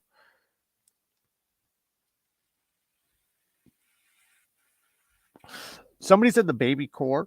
The baby banter is another one too, because the baby banter, they got it in purple with I don't know if they have any of the purple ones in stock, but they have titanium thumb studs. They're small. That's a great little knife. And yeah, you could totally dress it up really good with a little lanyard or something. And if she don't like the lanyard, she can always take it off later. But she'd have fun making it though. Did you know you can use Jared's Amazon links to buy your Christmas gifts of any kind, and it helps Jared free? Oh man, I'm so glad you said that, Shane. Thank you, man. Yes, you guys, if you guys are trying to get some purchases off of Amazon, don't forget about my links that are in all my videos. You can use my link to get to Amazon and then pick what you want from Amazon. Just use my link to get there. It will support the channel. And I can't tell you guys how much I appreciate you guys using my links to make your purchases off Amazon. It helps massively. Tri-States in the house. What's up, brother? Happy Thanksgiving. Never knew about lanyards till I watched your videos. Now I can't carry one without. I don't even like lanyards, but Kara, she does sometimes. And then she doesn't. Just it depends on the object. Like I have things with lanyards, but it just depends. Like I like them. Like I don't mind them on certain pry bars. I don't mind them on certain flashlights. I don't mind them on certain knives. It just depends. Depends on the size. Depends on a lot of things. But sometimes they look really cool. I don't doubt that, especially when you want to dress something up, like Talica, man. He's got some badass beads, and some of those beads, man, they look so badass that it's like I wouldn't want to take it off. I fucking wish we paid the same price for Civivi as you guys in the US. If we pay about 106 in the UK for an Elementum. Yeah, I know the price is different. I know. And I hate that for you guys. I really do, because paying for the shipping overseas is a cost, It does suck, man. I'm sorry that is the way it is. But it would be the same thing. Like, say if one of us bought it, right, and mailed it to you, it'd be the same price. That's what you're paying for. You're paying for the shipping, basically. Because like for me to ship overseas to like there's like $40, $50. So I put lanyards on my fixed blades and wrap them around my hands for extra grip. Do you ever use a safety lanyard or just for pulling shoulder? Do you ever use a safety lanyard or just for pulling shoulder? Yeah, I like sometimes like on something small, I'll use it like so it has a pinky grip. But for like wrapping around my wrist, if I'm swinging a fixed blade, yeah, maybe, but not really. I'm not gonna lie to you, no. But but yeah, mostly for show, for sure, mostly for show. But sometimes they do have a little bit of functionality. For like I said, if it's small, you can use your pinky to grip onto the lanyard. I've definitely used them for that. Kubi was pretty good. Kubi has a pretty good Black Friday sale, by the way. I was able to combine another YouTuber's discount code, got the 331 for $35. Hell yeah. That's sweet. That's a great deal. Shit, that's a great deal. That is such a sweet deal. Because man, that's such a good knife. The new Kubis, man, they're killing it, man. They really are. These things are solid. Solid as all hell. There's a few of them, man, like that. They're killing it. But yeah, right now though is the time. In Kubi, just so you guys know, Kubi does do a deal like every few months. Not just around the holidays. Every few months, Kubi will do like a certain deal, and you'll be able to get whatever model you want for like $30 less. Sometimes even more. I've seen them. Sometimes they'll do it for like 3 days or like a week, where they'll do like a premium model for like $100. So keep your eyes out on them. But there are a lot of deals going on right now because of the holiday. Shipping ain't cheap. I worked at UPS for 10 years, and the cost of Saturday early AM is crazy. They also offer a 4-hour ship to anywhere in the US, and it starts at $500 for an envelope. Holy shit. That's crazy. That is crazy. Can you imagine needing something somewhere so bad? You're like, I'll pay $500 to get it there in 4 hours. Like, man, it's pricey. I could see overnighting it and things like that, but damn, man, get it there in 4 hours. That's craziness. And what do you mean anywhere in the U.S.? I doubt it's anywhere in the U.S. because you ain't making it from New York to Hawaii in 4 hours. You're just not gonna. Maybe, I don't know. Maybe it's all just airplane shit. So maybe it is possible. I don't know. I guess you're basically you're buying a plane ticket. That's what you're doing. You're paying for a plane ticket.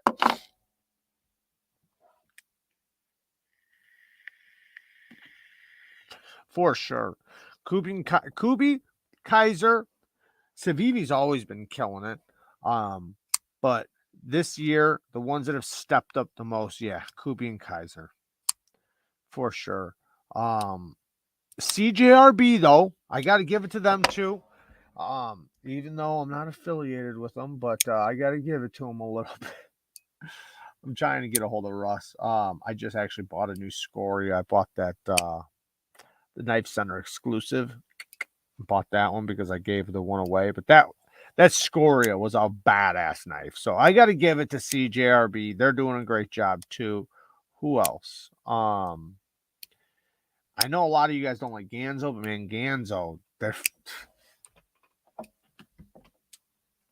these two knives right here are fire. Oh, you know what? Another company that's doing a great job. Yeah, these Ganzos are awesome. Everyday EDC. Yo, Jared, I'm going to start a $5 GoFundMe. Can help you out. Thank you, man. I appreciate it. Thank you, man. Got me a $5 GoFundMe going. Thank you. You're awesome, man. Miguran has been killing it this year. This one, stupid smooth. Like, I'm still standing by it. It's the easiest front flipper of the year. Hands down. Now, this one is also very easy. This is an awesome front flipper too. I like this knife better, but this front flipping action right here is undeniable. Now, this one is like, it's so close. If it was a race, it's a photo finish, but this one still won the front flipping action. This one's still insane. It's really, really good front flipping action. Similar to like the Olamic Whipper Snapper, but just larger. Awesome knife though. Fantastic knife. I really like this one. But even their other knives, man. The Valona. They killed it with the Valona this year. And this new steel. I never heard of it until them. Takes a stupid sharp edge. And apparently it holds it pretty good. Acri. Another one. I'm giving this one to Ray over at Everyday City Carry. Because he accidentally lost one. So I'm going to have his back and give him this one. But yeah, this one, same thing. They just did such, even this thing with the front flipping action, so easy. It's such an easy front flipper. Not as easy as this one, but damn it, it's good though. This one, it's hard to beat this one though, man. They just did. The one thing, and it's kind of crazy that Miguran knocked it out of the park the way they did, because they knocked the jimping out of the park. Right out of the park. They seriously did. And that is one of the biggest things for front flippers. I don't know how some of these other veteran companies can't get it down. Wrap the jimping all the way around the front flipper. Don't just go up to here and then stop and then leave all of this not jumped. That's stupid. And that's what I keep seeing companies doing. And then it's like slippery right there. These guys did very aggressive jimping where it's nice and nippy. It hangs onto your finger and it's just so easy to deploy. All their front flippers do that and knocked it out of the park with all of them. And look at how dumb smooth this is. This thing's like $35 or something, $40. I don't even know how much it is, but it's very cheap. They did a good job. They came out swinging, and I know they have little areas that they could fix, like their plunges and their choils. Of course, little things they could fix, but for the prices, and they're going to change those things. They are going to improve those things. I've talked to the guy regularly. It's just the ones that are already out. There's nothing they can do. It's already done. They're already over here. But the new stuff, they are going to work on it. And then there also is a translation thing where I'm trying to get him to understand what I'm saying, because he can watch my video, but I can tell he must be doing like Google Translate with our conversations on the computer, because when he watches my video, he can't grasp what I'm trying to say is wrong. But I can speak sign language on Instagram, though. Happy Thanksgiving, my friend. First time catching you live. Nice. Well, welcome, Chris. Happy Thanksgiving to you too, man. I'm glad you're here. How many people do we have in here? 106. That's awesome, man. You guys are amazing. Oh, tonight is that thing on Knife Nuts podcast. I think it starts at 9 right now. I forget exactly. Does anybody know when the Knife Nuts podcast starts? Did it already start? I forget now what time it starts. I think it starts now.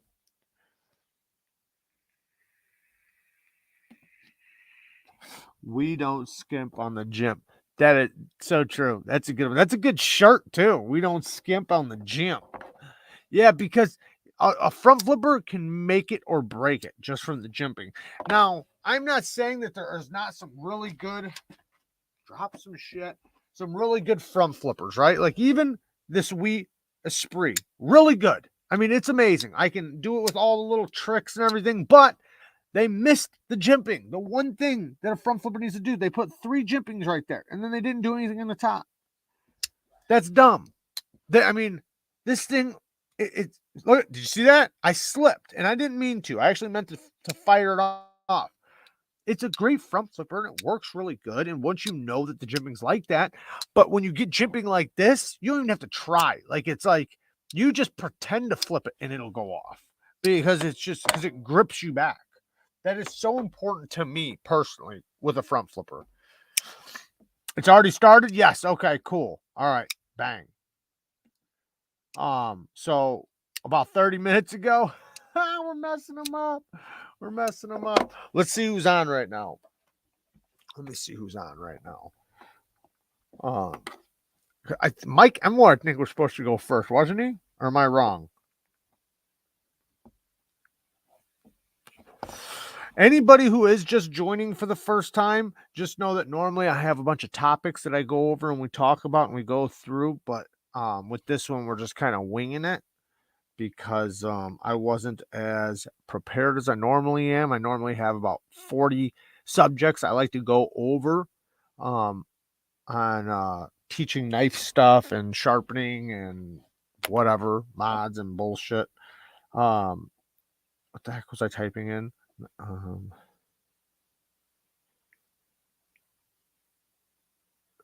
Oh man, what was it on again? I can't even think now. I just got a brain fart. I wrote it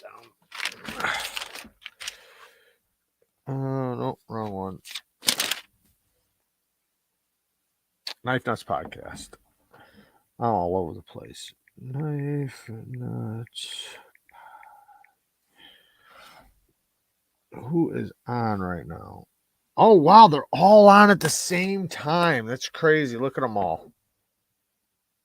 Let me get the chat off of there. I'll make sure I write in there I'm coming for them. Look at them all. They're all up there.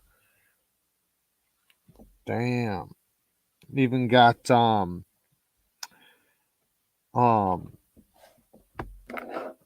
Jim up there. Come on. I can't, man, that's crazy. That's awesome. I thought they were going one at a time for some reason. Oh, here's a link to their podcast right here. If you guys want to jump over there after this or right now, if you guys want to leave here, I just noticed like 10 people left. They're like, what the fuck am I doing here? Oh, man. All right. We'll just go for a few more minutes. That's supposedly going for like a few hours. So, I'm not hating. There's 289 people over there watching, and you guys can always rewatch it. But we'll end this here in a few minutes because I know you guys probably want to jump over there. I do appreciate you guys hanging out over here and all the donations and everything else. I feel like I should. Spanky's flipping me off. Or he's pointing up here to this link. Here is the link to the podcast for everybody. I do wish I would have had some more topics written down. I feel like a dick now, as normally I do.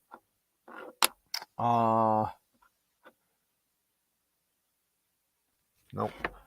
Hey, Mason. Thank you, man. Thank you. I appreciate it. Thank you so much.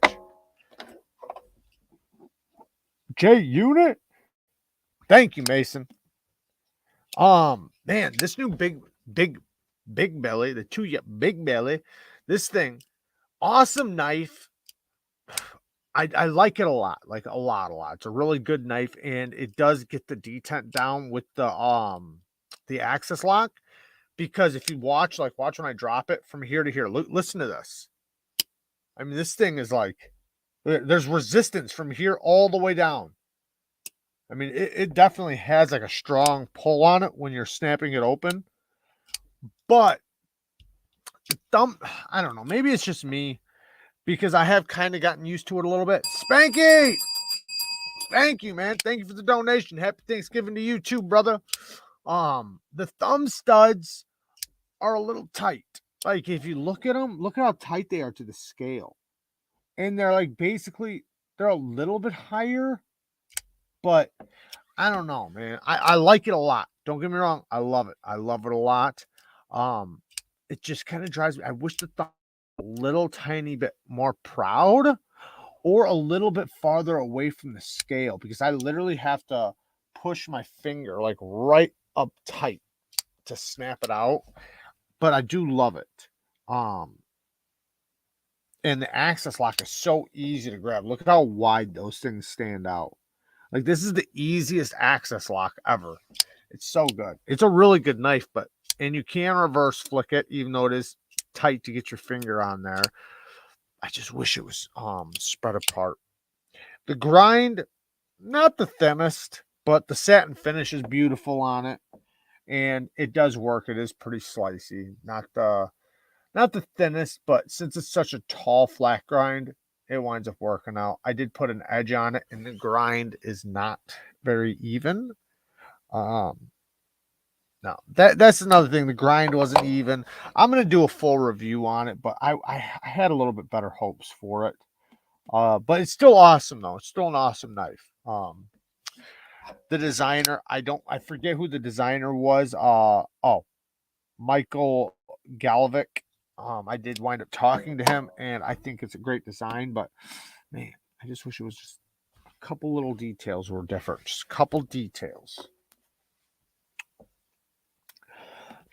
Yeah, it does. It does remind you of the Freak, just a little bit. I think it's a little bit smaller because this is a 3-inch blade.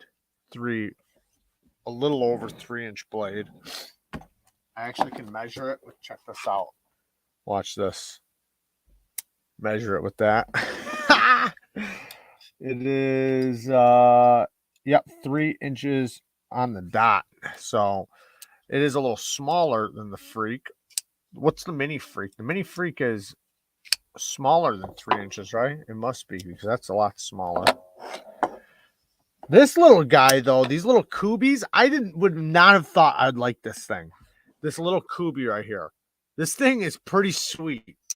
The thumb stud. Now, this is where thumb stud placement is perfect. Look at how far away it is from the scale. super easy to snap.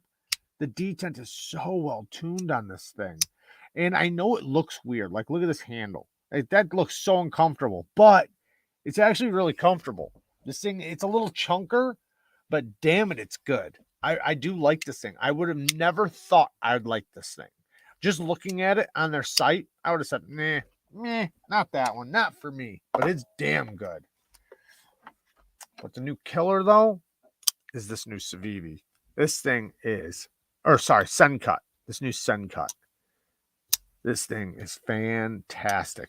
The only thing that's really beating this right now is the Ting. That's what I'm going to name it. The Ting.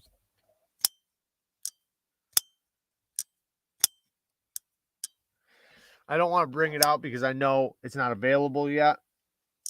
So, but the Sencut is. And this thing's awesome. Really, really awesome. I like it better than the purple one because the purple one, man, what is up with, you know what? You know how I was talking about earlier, how I'm going to do the video where like, who did the best detents this year? Who did the best flipper tabs this year? Who did the best grinds this year?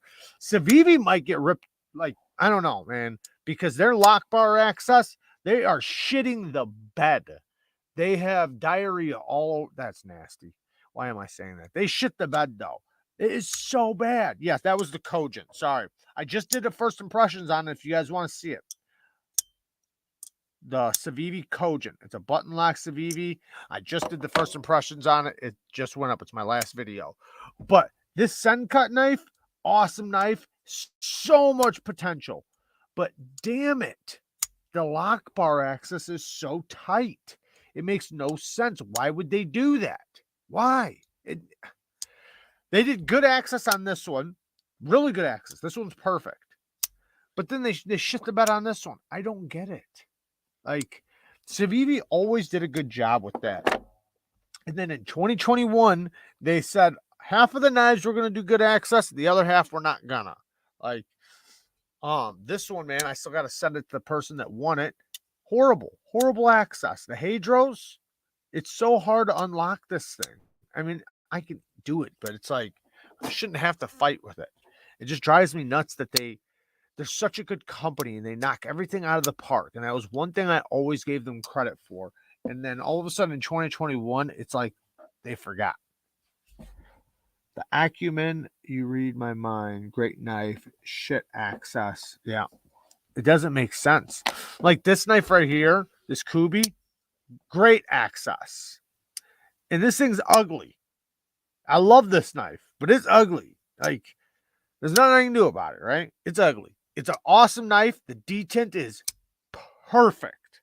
They couldn't have tuned the detent better. This one, it's good. Not as good as the Kubi with the detent, but it's good. But it looks better, though. Way better looking knife. This is a clean looking knife. Awesome looking knife. But damn it, that lock bar access just, it aggravates me. Because I think the reason why is because they've been known for so long to just do everything kind of perfect, right? Like they just do the little things. They do T8s, deep carry clips. They just do all the little details really good. The grinds are really good. Their heat treats are really good. Their action is usually really good. And normally they have good access to the lock bars. But then in 2021, they just said, let's cut that out of the process. It's like you already cut this all out. Why wouldn't you have just cut this back just a little bit farther? I don't know. I'm guessing the people, obviously, the people they have testing it have smaller thumbs.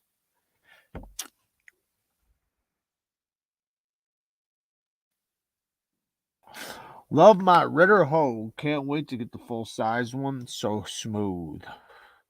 Yeah, I love the Griptilian with the sheep's foot blade. Acumen, you read. Oh yeah, I read that one. So I'm not. Never mind. I'm not gonna say it. But yeah, I that blade shape on the Benchmade Griptilian sheep's foot. I love that blade shape.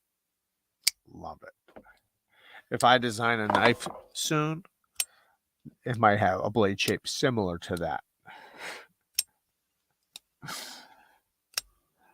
Walter's out of here. Walter, thank you for joining, man. Happy Thanksgiving. Thank you for the donation again, brother.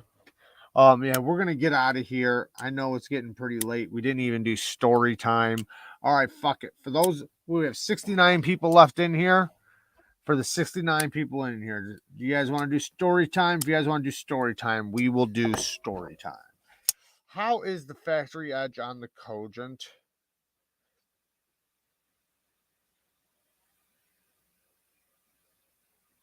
Decent. Not. This is what's weird is that I've always given that they've usually had really good factory edges, Civivi, but the sudden cut models aren't the best. They're decent, but they're not as good as some of their other models in the past. The Cogent is better than like the sudden cut models, so I'm gonna say it's decent. It's not bad. It's not great. It's good, but they fucked up the plunge grind because they didn't give me a. They literally landed on the edge with their plunge grind. So that's the one thing that's shitty. Story time. All right. So story time. Shame they traded the hollow for the flat on the mini grip. I know. I wouldn't mind if they kept the hollow 154 CM instead of the flat S30V. Facts. That is so true, Fiend. So true. It's so dumb. It's like I literally, when I got the sheep's foot version, I thought it was going to be a hollow because it was when I got mine, it was right then when they transferred over and they stopped. I didn't know that when they switched to S30V that they switched the grind too, but they did and screwed me over. A Christmas story? I don't got a Christmas story. There's nothing I can think off the top of my head. I was gonna tell a story about when I burnt down a house. Kara is playing her game. She was on here earlier. Yeah, she was on here a little while ago. 69. I don't have really any good turkey stories. I mean, every holiday I go and hang out with my family. I have a big crazy family, so there's not really a story to tell. I mean, we all do crazy shit, sometimes we blow stuff up, play cards. Like I grew up on like my dad's lap playing poker, right?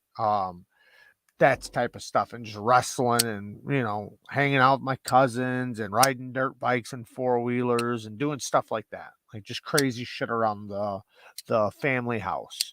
So it's crazy probably for most people because how crazy we get through the years, but it's just normal shit to me. Like I can't really think of how entertaining it would be to tell you guys about how we'd run around and riding four-wheelers and stuff and just all hanging out, just doing shit. Anyways, burnt down a house. Yep, there we go. All right, burned down a house. So we'll pretend it was around Christmas, even though there was no snow on the ground.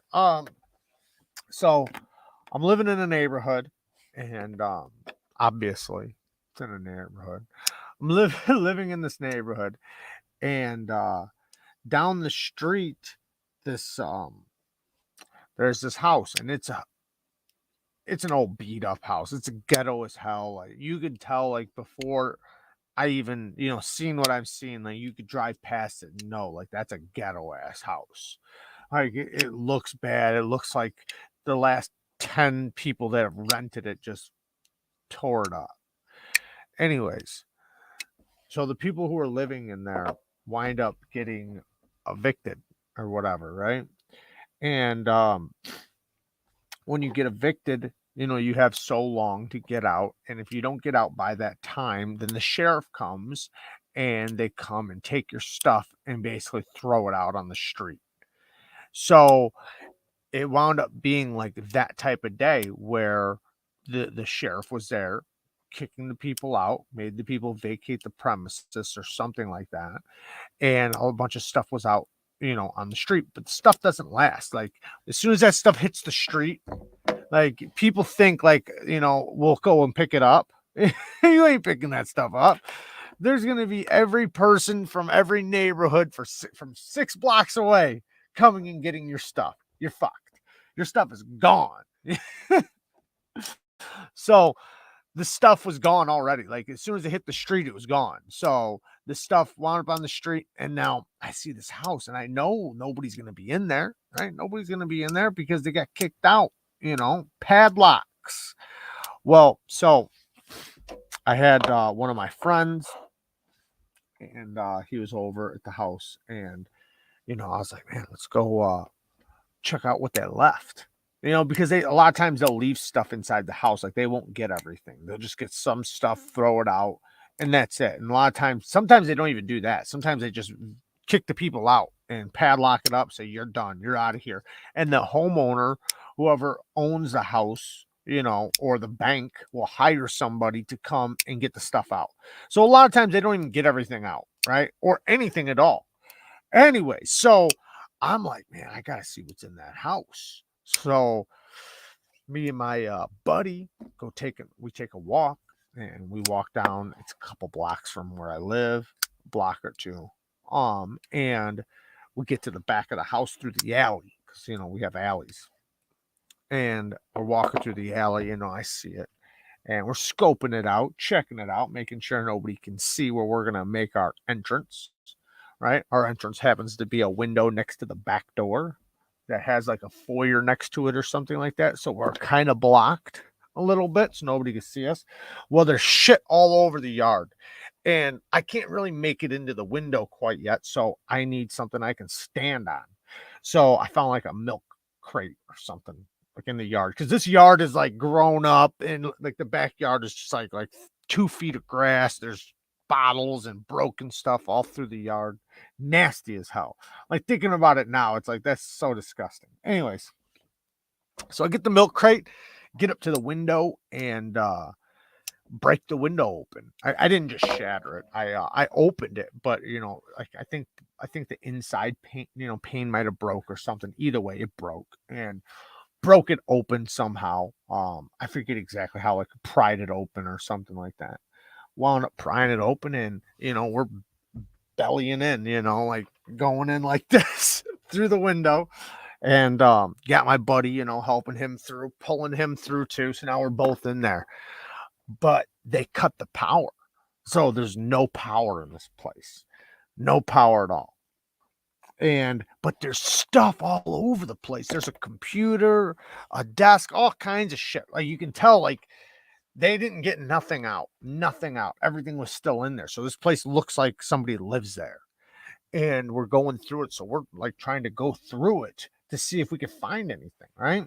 I might tell a little story after this about a tornado, because I got another one actually. This one just made me think of it.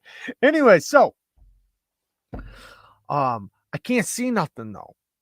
Like the windows are so dirty. There's like no light coming in, like nothing. It's so bad. So I light me a torch, because I got a lighter, fucking 12-year-old. I got a lighter, of course. Got to smoke my cigarettes.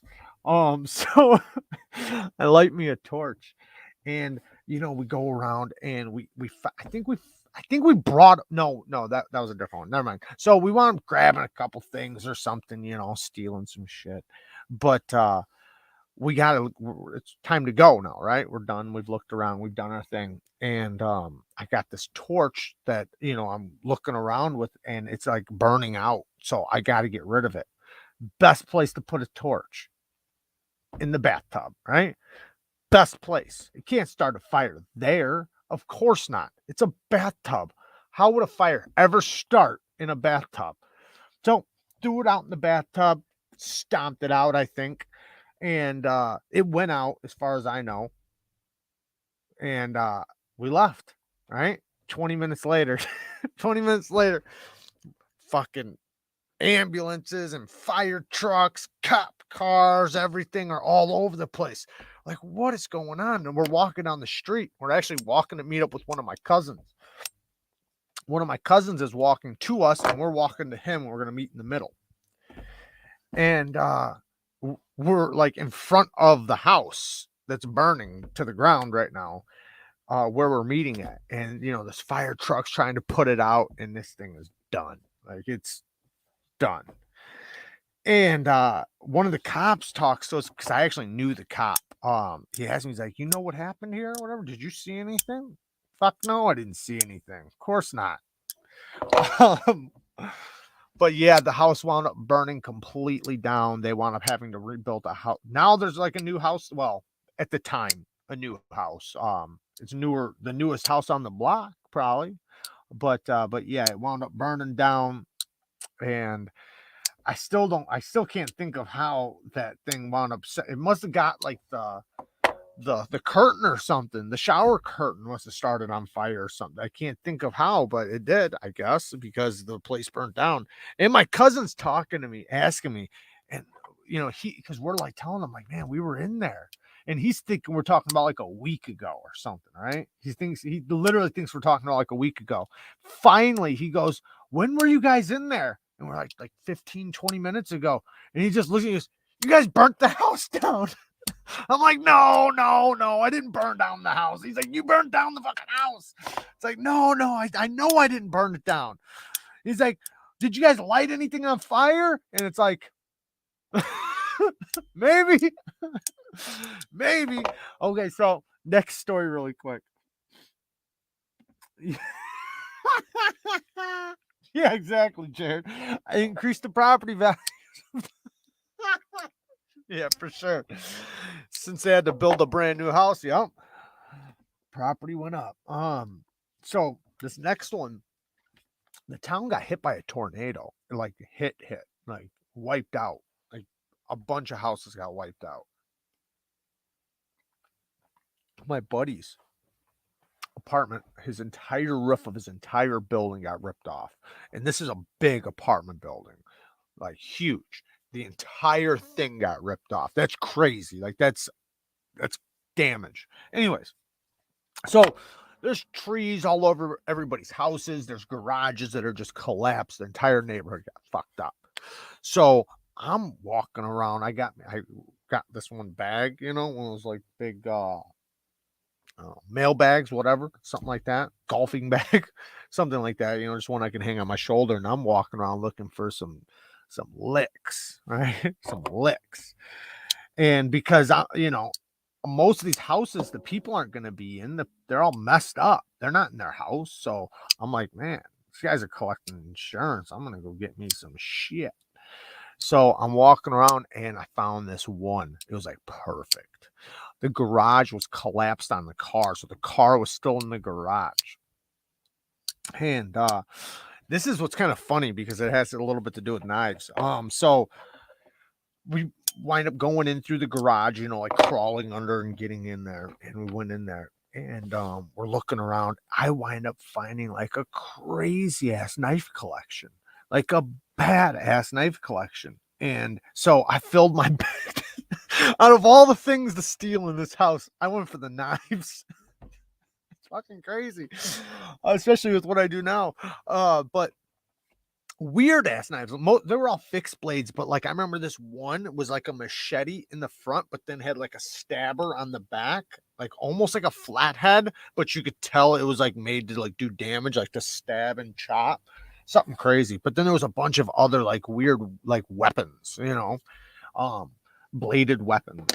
And then I remember we wound up finding like this like all these drugs. And it looked like the person that had lived there tried to dump them because the toilet was just filled with drugs. Like, we didn't know shit about drugs though. So like, but I know now, like toilet was just filled. Like, I mean, like they couldn't get him to go down filled, like just pills and like all kinds of shit. I'm guessing after what happened, like they thought the cops and the ambulances were going to come or the fire department or something. And they thought they had to get rid of the stuff because this toilet was clogged with drugs. Anyways, but yeah, we just walked around, gathered up some shit, on my way out, and I had basically just a bag full of knives. Basically, there was a bunch of other stuff. Like I remember seeing, because this was so long ago, there was cheater boxes. If you guys don't remember cheater boxes, remember the old cable boxes, the cheater boxes where you could like you're stealing cable. Like they had a whole bunch of those in there and a bunch of other stuff, but nothing for me that was worth grabbing really, aside from the knives. But on my way out, a lady caught us. But she didn't do anything. She just caught us and started yelling at us, telling us to stay away from there or whatever, because she wound up driving by as we were crawling out. So I don't think I had my bag yet, because when I turn around, my bag is, I got to pull it out. So I think I pretended. Yeah, I pretended like I didn't have a bag, and I just pretended like we just crawled out. And then after she drove off, I went back and got my bag full of knives. But yeah, it was really weird though. That place. And technically, I mean, they're all in the same neighborhood, like probably a few blocks from each other. That was my knife collection, you fucker. That's hilarious. Jared, you did a kind act of civil service burning down a ghetto house. Yeah, I actually, it's funny because I used to say that. I literally used to go around saying that I helped the neighborhood out, because now look at the house. Because seriously, the house that got built was a nice house. I'm not gonna say a nice house, but it was a new house, right? So it's like, come on, I fucking helped this neighborhood out. If anything, it's got a nice new house, because that house was a piece of shit that was there. Like, it was the worst house on the block. Q and Fane, thank you for the 5 bones. I went for the knives. Jared is the man. The focus commitment. Oh man, sheer fucking will. Hell yeah. Damn right. Oh man. Yeah, man. I got like tons of like crazy weird stories like that. Like doing, because like when you're a kid, and like this is the thing, is that through my child, like I'm not gonna say my whole childhood, because all the way up till I was an adult, the neighborhood like went from so many houses vacant to like vacancy. Like that's one way you can really tell like a poor area. Like I think at one time that it was a little town had like over 300 and something homes vacant. That's crazy when they're doing that many, like kicking that many people out, like because they can't pay, they can't do anything. There's nothing they can do. So the banks are just repossessing house after house after house after house. You'll have an entire block of like 10 homes, and 5 of them are vacant. So when you're a kid and you walk around, you're seeing vacant homes like that. Like, of course you're going in. Of course, like so like there was a ton of little houses we went into and fucked around in. Damn bathtubs aren't as safe as yeah, right. Exactly. I thought that was supposed to be the safe zone. What's up, Jared? Happy Thanksgiving, brother. Same to everyone in this live. Thank you, Addicted to Knives. Thank you, man. I appreciate it. Happy Thanksgiving to you and your family. Everything is a movie as a kid. So true. And when I think back to a lot of stuff, not saying like I play it like a movie, but I think it's almost like it was. Not because it was a memory, but because of how crazy it was. It's like, how the fuck didn't you die? Like, or how, like how the hell did that even happen? And I'm sure everybody's like that. When you look back at some things, it's like, how did that play out like that? Like, it's just so weird. I remember me and my friend found this sewer, and it literally goes a big sewer. Like it goes all the way across the little city underneath it though. And we found it out of nowhere. And it was like, what the fuck is this? Like we played in these woods for years. And then I don't know about years, but for a long time. And then we finally found this sewer that just goes like, and so we'd walk down it, right? We would get to manholes and be able to look up and see the streets. So like we could walk under the city and far, like we never got nowhere because we never had the balls to go farther than so far. Like you'd get so far and the graffiti would stop. When the graffiti stops, you don't want to keep going, and you're always afraid there's a homeless person in there. We'd bring a flashlight and we'd run forever, and I'm sure it probably wasn't we probably didn't go as far as it felt, but it was pretty damn far. And like the first section, it would start getting smaller, but eventually it would just stay the same size in the whole way. And I'm guessing it went to, I don't even know, a plant or something. But it's just crazy. Like we would go to a certain point and you'd see a ladder going up to the road. And you could literally get on the ladder and climb up to the manhole and see the road, Well, it was like in grass, but next to the road. But yeah, weird though. I've never seen one of those in my life besides then, like besides in movies, like when you're a kid and you see like Teenage Mutant Ninja Turtles and shit, it's like that's where the turtles live. Like I seen that shit on movies, but I never seen one in real life. So when I finally seen one, it's like, I own this. This is mine now. This is my fort. So that wound up being my fort for like a year as a kid. Like that was the spot. I own this city. Oh, there was something like that behind my middle school, and we used to skip school and walk the tunnels. It's weird, man. Like I honestly don't know where it goes. I remember talking to my dad about it, and he kind of explained it because he knew what it was, because my dad did sewer and water and shit. But this thing was big though. Like you could walk through it. You'd have to duck your head, but you could, we would easily run. And the stream coming down it was so small, you could just keep your feet spread apart to the side and walk down it without getting wet. A town nearby has storm drains like that. See, when I think of, that's a big storm drain. I've seen small ones, like, storm drains where they're,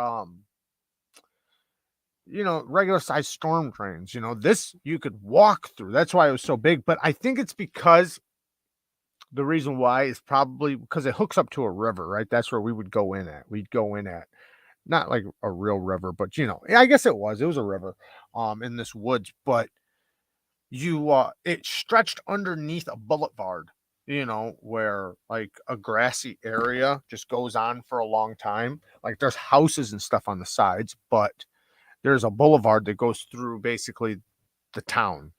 And I think that it just stretched underneath all of that.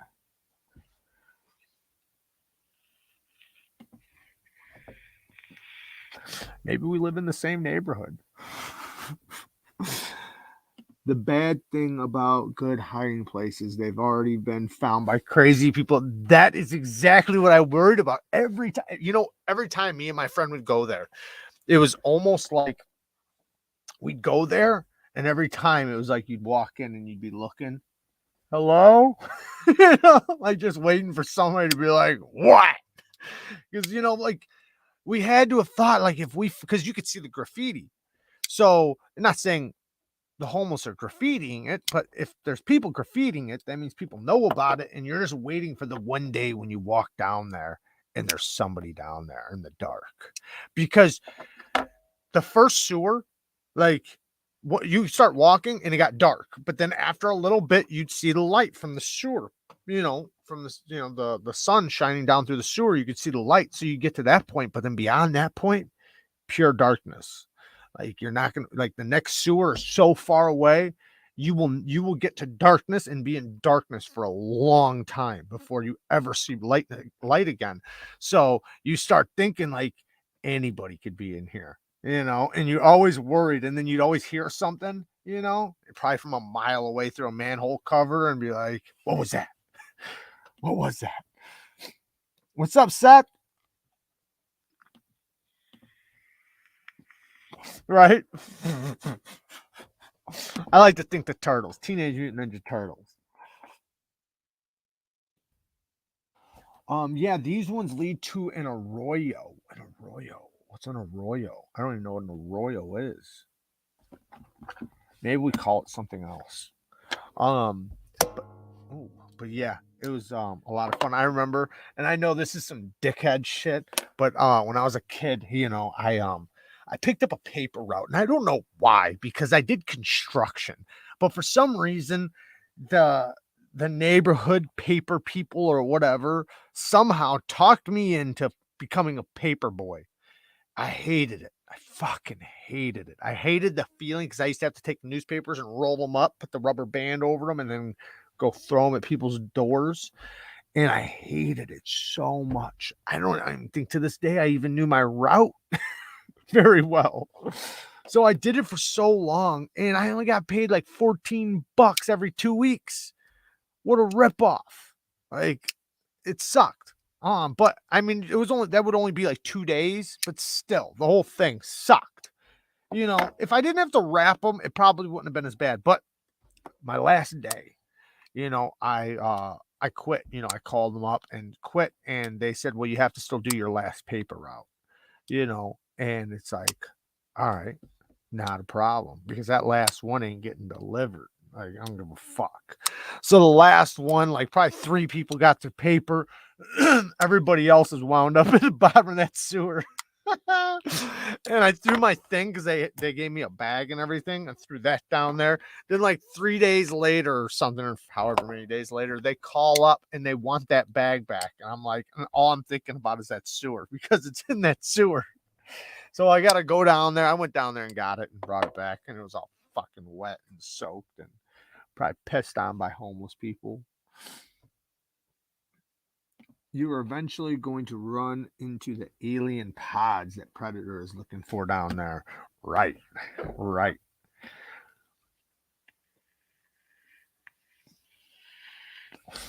I actually got kicked out of school because I got caught with a backpack with 2 big mag lights in my dad's Puma pocket knife, and the school called the cops. I got it taken to the district. Damn, that's crazy. I got caught with a knife when I was a kid. They just took it from me, and then they even gave it back at the end of the day. Like, don't bring this back. But I don't know. I'm 35, so I'm about to be 36. So maybe it was just different times. But they literally they found a knife in my backpack. I don't even remember how, but they just, at the end of the day, the teacher handed it back. Like that. I don't know. I feel like that was kind of normal though. Like, because kids had Boy Scouts and things and fishing and hunting and things like that. So it was normal for a little boy to have a pocket knife. Like, today's generation is fucking as beta as you can get. Like, it's crazy to me, some of the things. Now, don't get me wrong. Like, I know, like, as time went on, if you brought a knife to school, you were fucked. Like, I'm saying when I was that young, like, it wasn't a big deal. Like, they just, at the end of the day, they just gave it back and said, don't come back to school with this. Right. It was like a Swiss Army knife or something. Like, it wasn't nothing crazy. And they knew like how my dad was and everything, and to me, it was like, I carry a pocket knife every day. Like, I've carried a pocket knife literally since I was like 5 years old. Like, I've always had a pocket knife. So it was nothing to me. Like, I didn't even think anything about it. But I knew I couldn't bring it to school, but I had it in my backpack from something I was doing. I don't know what I was doing, camping or something. I don't know, but I had it in my backpack. So, but I remember, though, when it started getting strict on that shit, like really strict, and you'd get in big trouble if you brought a knife to school or anything like that. And I remember kids getting in a big ass trouble for stuff like that. I remember even a kid getting in trouble for the gun. Well, a few times, but one in particular, because he got caught and he ran, and they shut down the school looking for him. They they wound up catching him, but it was crazy because they made it seem like there was like an armed assailant running around the school when he didn't have his gun. They already had the gun. They searched his locker and got it or whatever, and they were worried maybe he had another one. I don't know. A kid in middle school got caught with a Trainer Bell song. They acted like he was a serial killer. Right, right. Don't act like that. And like, I understand, like, being strict to the point, like where some of the schools are now, like to the point. But like, when you treat things like that, like, think about that. You know how easy it is for a kid to become a criminal at such a young age over nothing, over not even a crime. It's crazy. I lived in Philadelphia, and the cops said the same thing. The same thing. the same thing you did. They thought it was fucked up and gave my dad the knife when he picked me up from jail, or what I thought was jail as a kid. Right. Exactly. Like, I can't imagine what my dad would say, at that age, if they were like, yeah, your son had a pocket knife. Probably be like, yeah, he's supposed to. He's a boy. He's supposed to have a pocket knife on him. What you talking about? I remember I actually told this story a little bit the other day. My dad went after my principal. I had this whole teacher thing where they tried to get me, my gym teacher tried to get me to sit ass to crotch on those things you rip off the wall, the mats, and was trying to get me like to straddle some boy behind him and another boy behind me, and like, I don't fucking know, do this damn game. And I refused. I was like, no. Like, I knew, like, even though I was young, like, I knew, like, I'm not doing that. Like, that's not what I'm doing.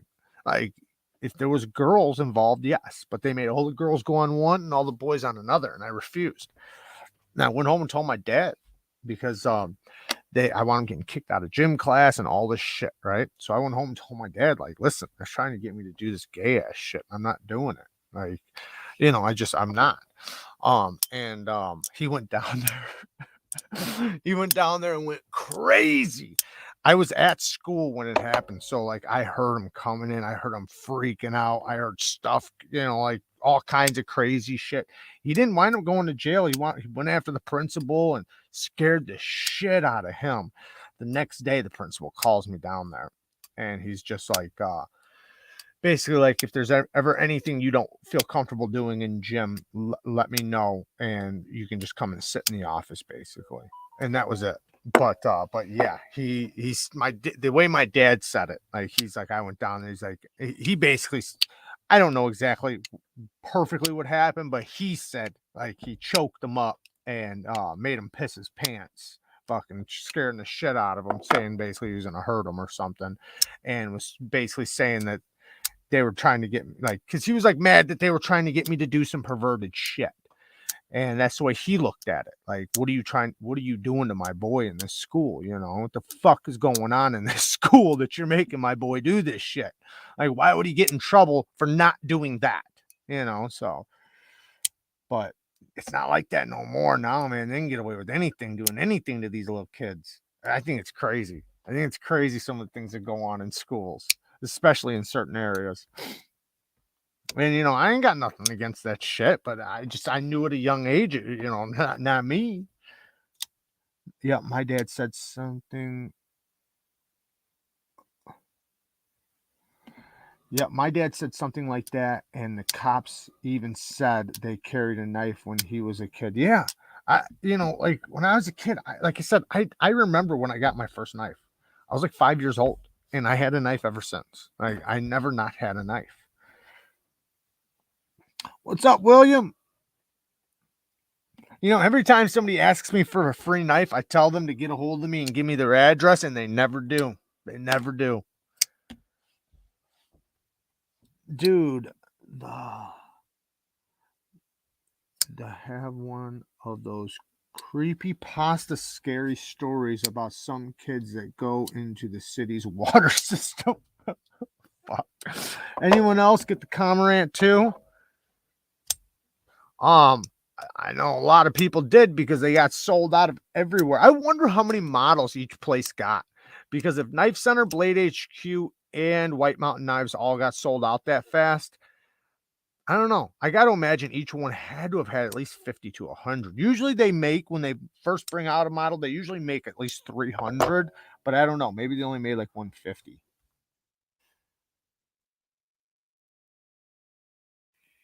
I work from home, so the fidgetiness is yeah, I know what you mean. I even do that at work. Sometimes, like, I'll take like a 15-second break, the knife comes out, bam, bam, bam, bam, back in the pocket.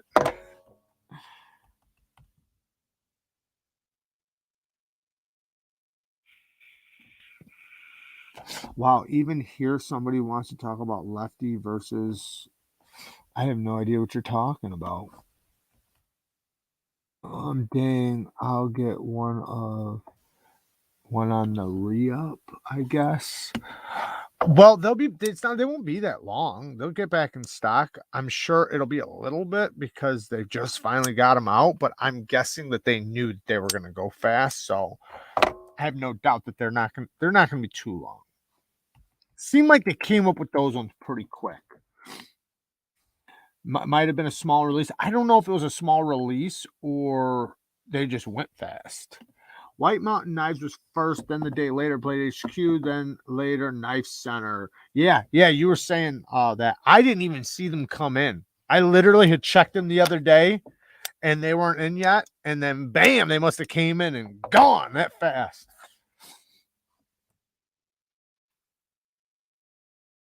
This week's mail call, Kaiser Horn.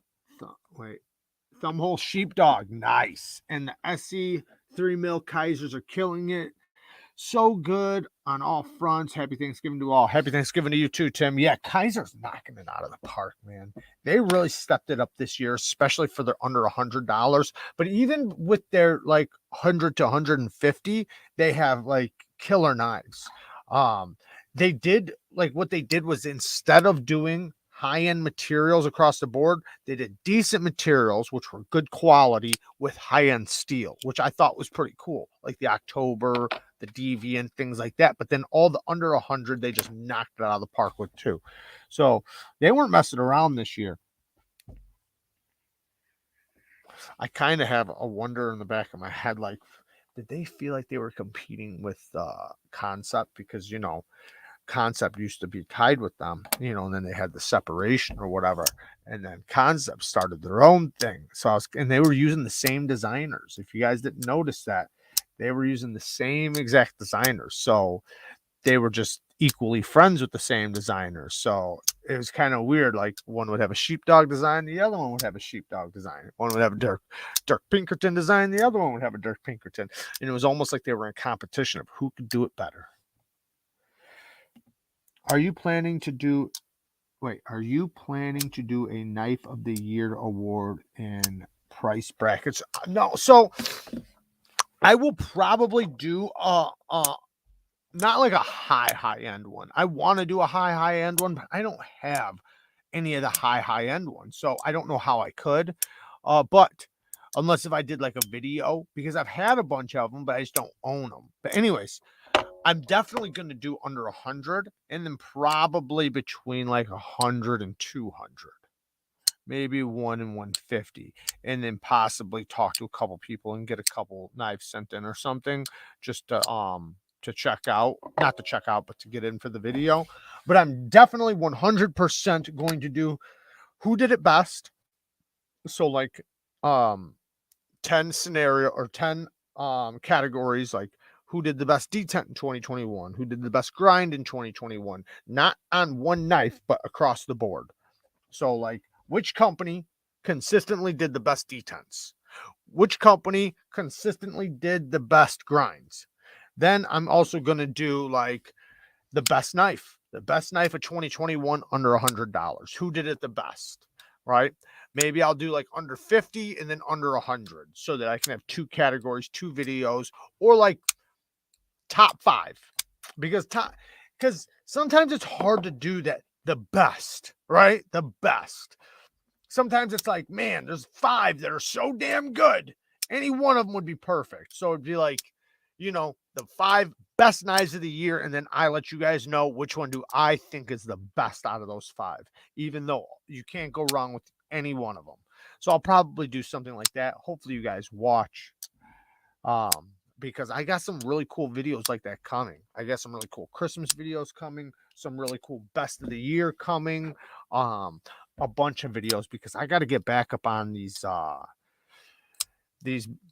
big viewed videos. So I catch my complex. Why did AKB what's AKB say he arm wrestled you and won 3 out of 5? No way his arms are stronger than yours. No, he's definitely lying. He's definitely lying about that one. because he'd lose every time. Jared, do you mess with fixed blades? Yeah, I mess with them. I don't have a huge collection. I got a bunch sitting next to me, and I have a few, but I don't have like a big collection of fixed blades. But yes, I do like to test fixed blades. It's easier to do in the summertime than the wintertime around here, but I have some here that I'm still working on doing a full review on. Just like this one, man. This one's done. The review's not filmed, but I did all the testing with it, did everything I need to do.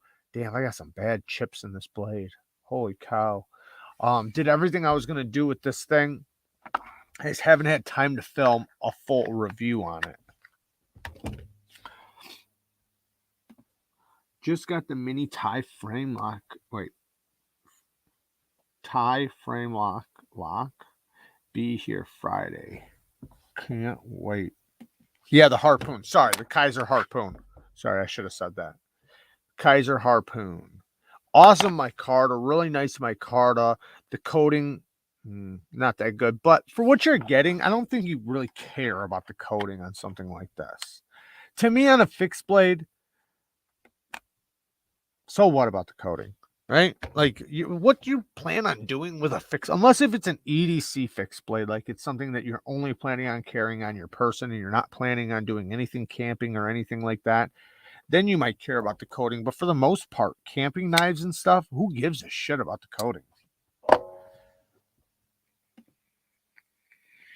Yes, Brandon, I agree. It's great for EDC. That's what this is good for. This is an awesome EDC fixed blade. Now, camping and things like that, not the best. And that kind of falls into what I was saying about the coating, because the coating's not that great on it. It does come off pretty easily. But for an EDC fixed blade, this is fantastic.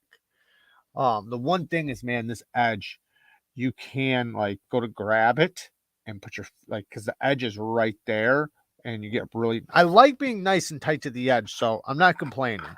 But coming out of this sheath, when you go like this, see that? You see what I just did? You pop it out and your finger like almost slides right against that edge. But you cut yourself once and you learn your lesson. Is the Deadpool harpoon smaller than the regular version? I didn't know there was a regular version. I think this is the regular version. I don't know. You have to measure the blade length on the one you're talking about, but this one is 3.5 inches. Double check. Yeah, 3.5 inches. No, sorry. I'm sorry. It's 3 7/8. It's almost 4 inches the blade on this one. So this one's not real small. It's just the nose really, or the tip really pokes out. So it feels like it's 3.5, but I guess you get that last little bit out of that tip because it is almost 4 inches.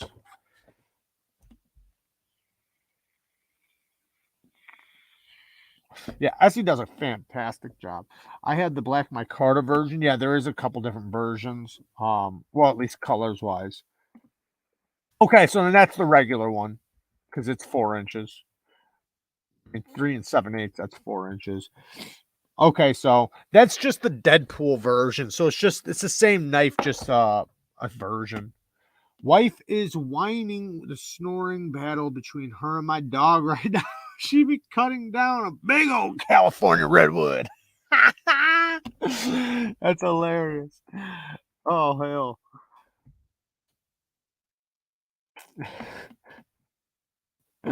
Cutting them redwoods. Dude, that new little Scent Cut Hunters in black micarta sold out everywhere. Did it? Holy cow. It's green micarta, I think, by the way. Yeah, it's green micarta.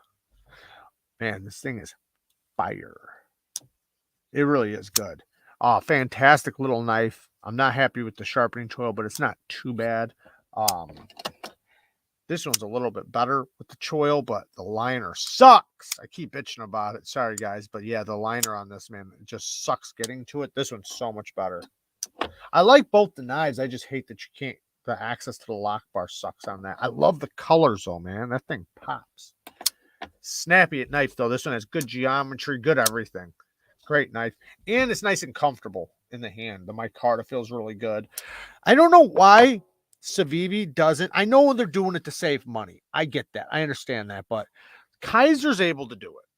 They're able to get, I think somebody said it. I mean, I heard it was USA micarta. Somebody else from China said it was European micarta. I don't care. As long as it's good quality micarta, right?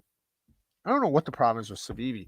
They got decent micarta. Not good, not bad. It's okay. But they're taking baby steps. It's like they go from bad micarta to it's okay. And then it's like a little bit better. It's all right. But I don't know why they don't just jump and just get some good micarta. Can you imagine how fast if they came out with like some USA micarta? It would sell so fast.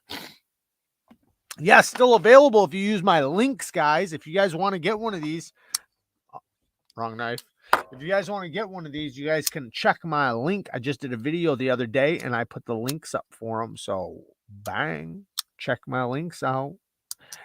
I got a discount code for on Civivi's website, but if you can't get them on there, then just get them through my Amazon link.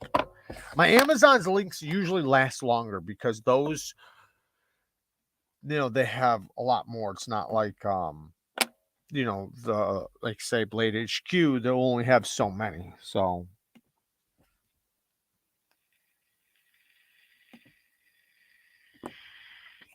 you're talking about the Elementum? This guy is straight fire. Oh, I love this thing. I know it's a tactical looking knife, but that's what it's supposed to be. But damn it, it's good. That action is so good. Probably the best action I felt on a button lock under $100. And in a lot of cases, even over $100. Oh, for the cheap stuff? Well, yeah, they're obviously saving money by buying Chinese micarta. The thing is China sucks at making micarta. That's why Riet goes to the U.S., Kaiser goes to U.S. or Europe. But the point is that everywhere that has good micarta goes to the U.S. because real micarta is made in the U.S. Real micarta, right? Because it's like they can simulate it and fake it and everything else. But in order to get the good stuff, CJRB, they go to USA. So all the places that have the good micarta, the reason why is because they're getting it from the USA or Europe. But either way, but when they get the China stuff, like this stuff, some of it's okay, but it's never like the USA stuff. And you can tell the difference because this is the big difference. The color. So with good quality micarta, you want to see more fiber, less color at first. Or even if it has a solid color, right? Even if it has a solid color like Giant Mouse's stuff or some of Riet's stuff that they get from the US, you can still clearly see the fibers. Clear as day. The fibers run through it and they're an even pattern. When you see like the colors blending in with the fibers and like it's all blotchy and stuff, that's when you know like it's not quality stuff because you're supposed to see the fibers. Like, it's kind of like think about carbon fiber, right? Everybody knows good quality carbon fiber. You can see all the fibers. Think about if it was just all mushed together and just bleh, like that's not good quality carbon fiber. And I'm not talking about fat carbon because I know that can look like that. Petrified fish micarta is pretty good. I think they're using China stuff too. I think they're using the same stuff Civivi's doing, which is, it's okay. It's not great. It's not horrible. It's okay. I'm willing to buy it. So it's not like I don't like it. I still like it. It's just compared to the US, no. Japan is master of heat treat. They never had the best steel, so they perfected what they had to work with. But that's where it boils down to because you can literally take a lower grade steel with a perfect heat treat versus a high grade steel with a meh heat treat, and the lower grade will outperform it. Heat treat is everything. Everything.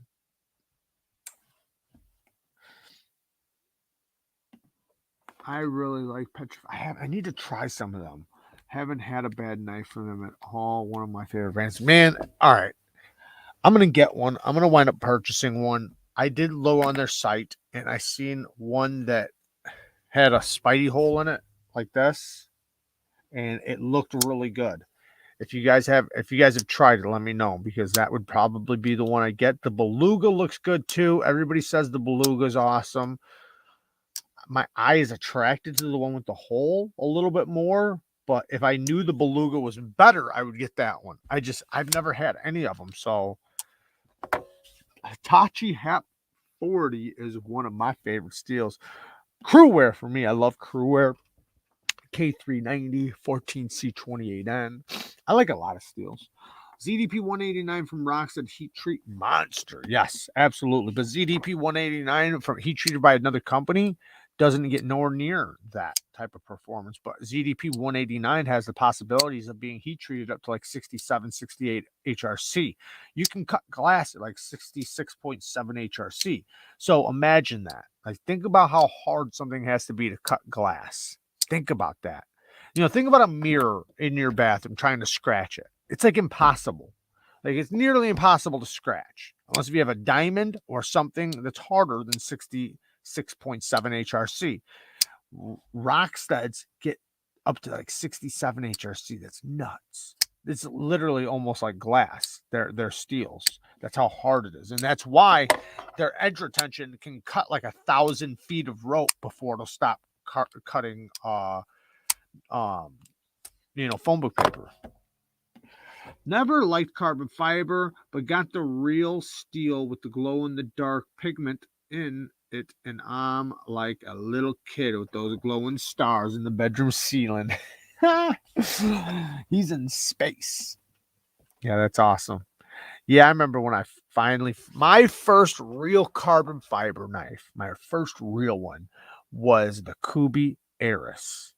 And for $50, I got real carbon fiber that was good quality, titanium clip and back spacer, and a D2 blade, and some of the best action. That knife has snappy action. It's Man, if it got made in 2021, I would probably rate it as one of the best D10s. For like $50, because you can still get that knife for $50. That's crazy. They have on my Carta version too for like $60. The one used. Right. Yeah, they're it's the core or whatever. So the edge is ZDP 189 heat treated to like 65, 66 HRC. So yeah, you're gonna get insane edge retention out of that. At ZDP being able to get like, I don't even know. I'd like to compare to like S90V or something maybe, but I don't know. I think the jacket on that MBK knife is 420 HC or something. Jared, try a PF818.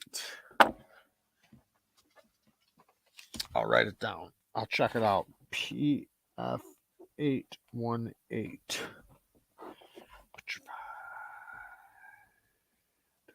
Fish. What a name for a knife company. Petrified Fish.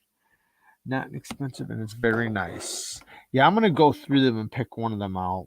I want to do it just for you guys because I honestly, there was a few budget companies that I wanted to get on the channel.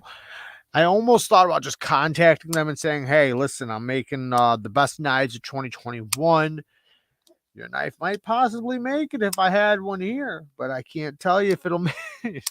I'm just fucking around. But I was thinking about buying a couple of the companies that I never got to try because I'd hate to do the best knives of 2021 under a certain price and miss any of the companies that I know from hearing from the community that they're good. And I've heard from many people that the petrified fish are really good. Jared, I need you to sharpen my sleigh back. ZDP 189, send it on in. I'll sharpen that beach.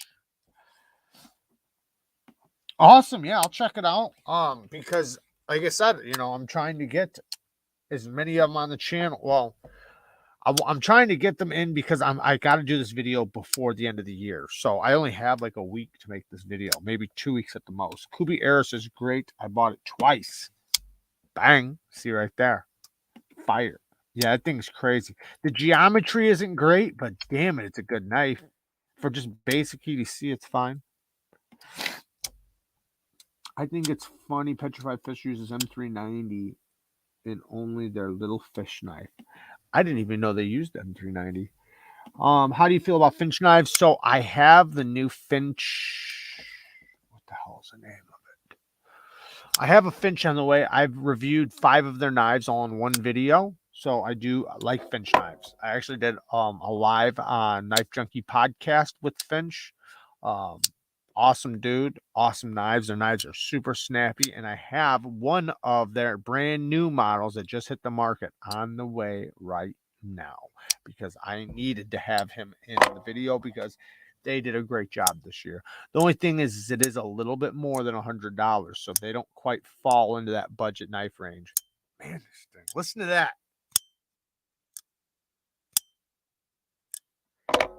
That's such a good sounding knife.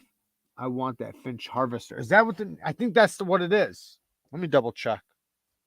Yeah, I think it is the Harvester, the one with like the sheep's foot blade, right? I'm gonna double check really quick because I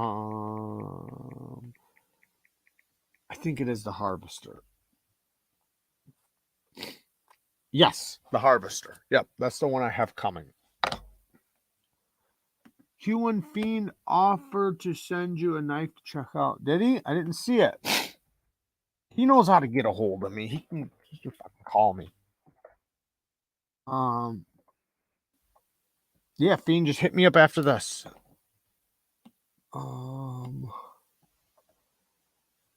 In blue. Oh, the blue denim. I'm not sure which one I'm getting yet. I just hope I don't get a wood one. Now I'm gonna end up getting a wood one because I actually requested it from the company for this video.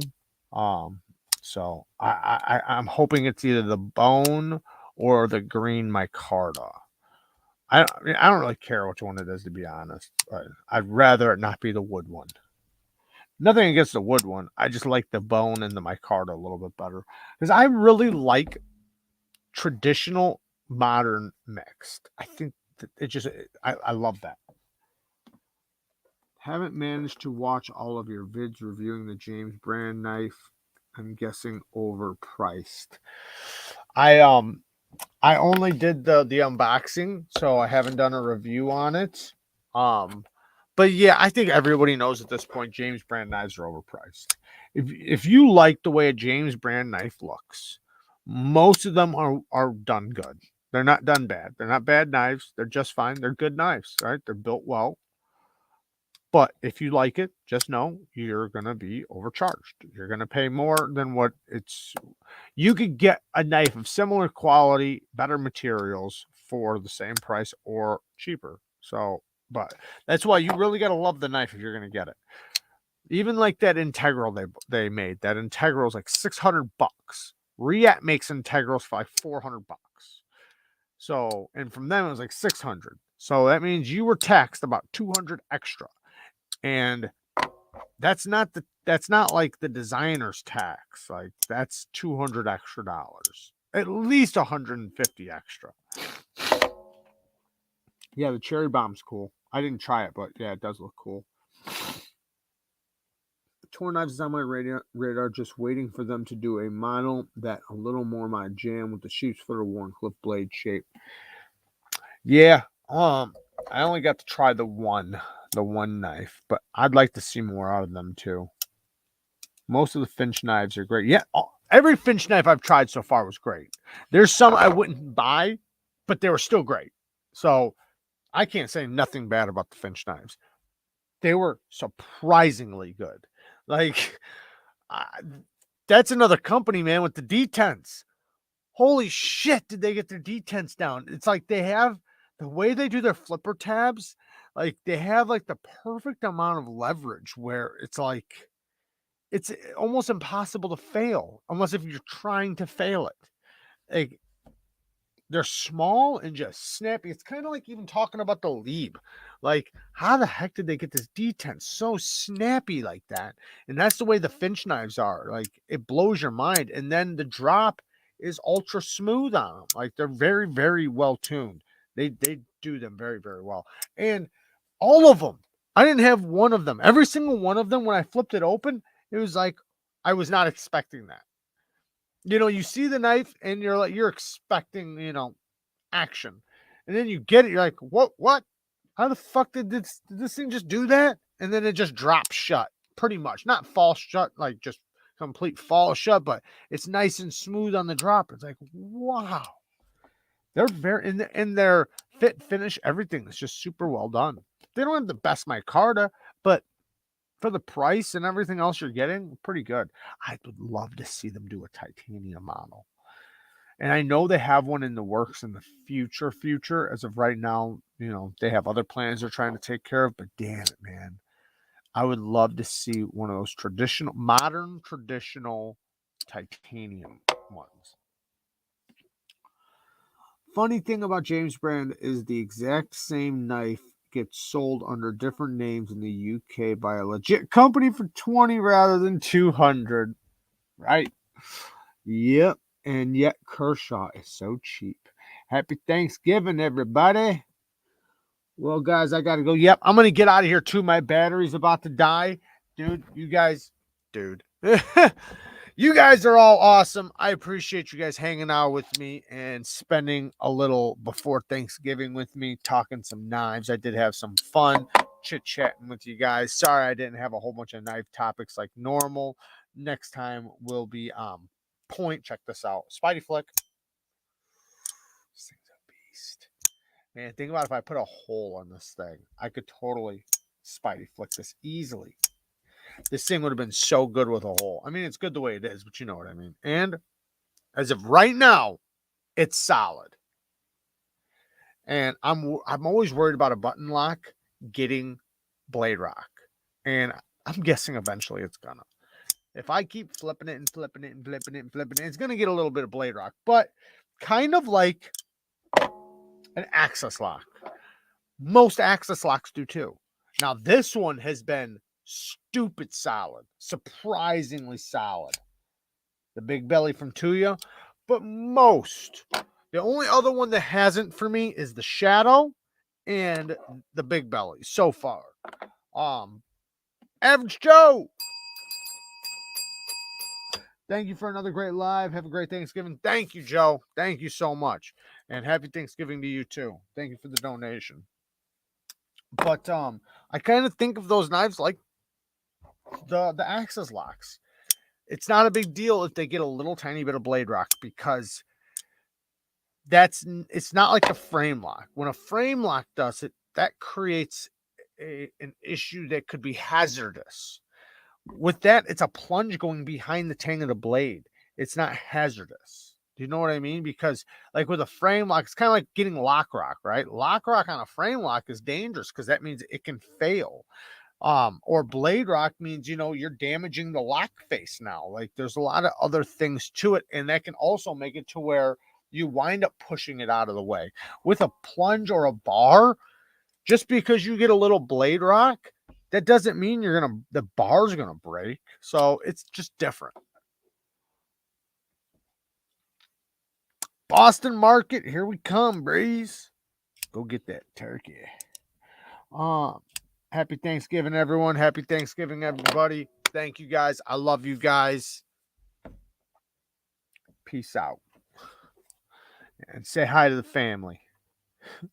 Neevesknives says hi to you guys. Who? Who the fuck? Love you guys. Peace. Happy Thanksgiving.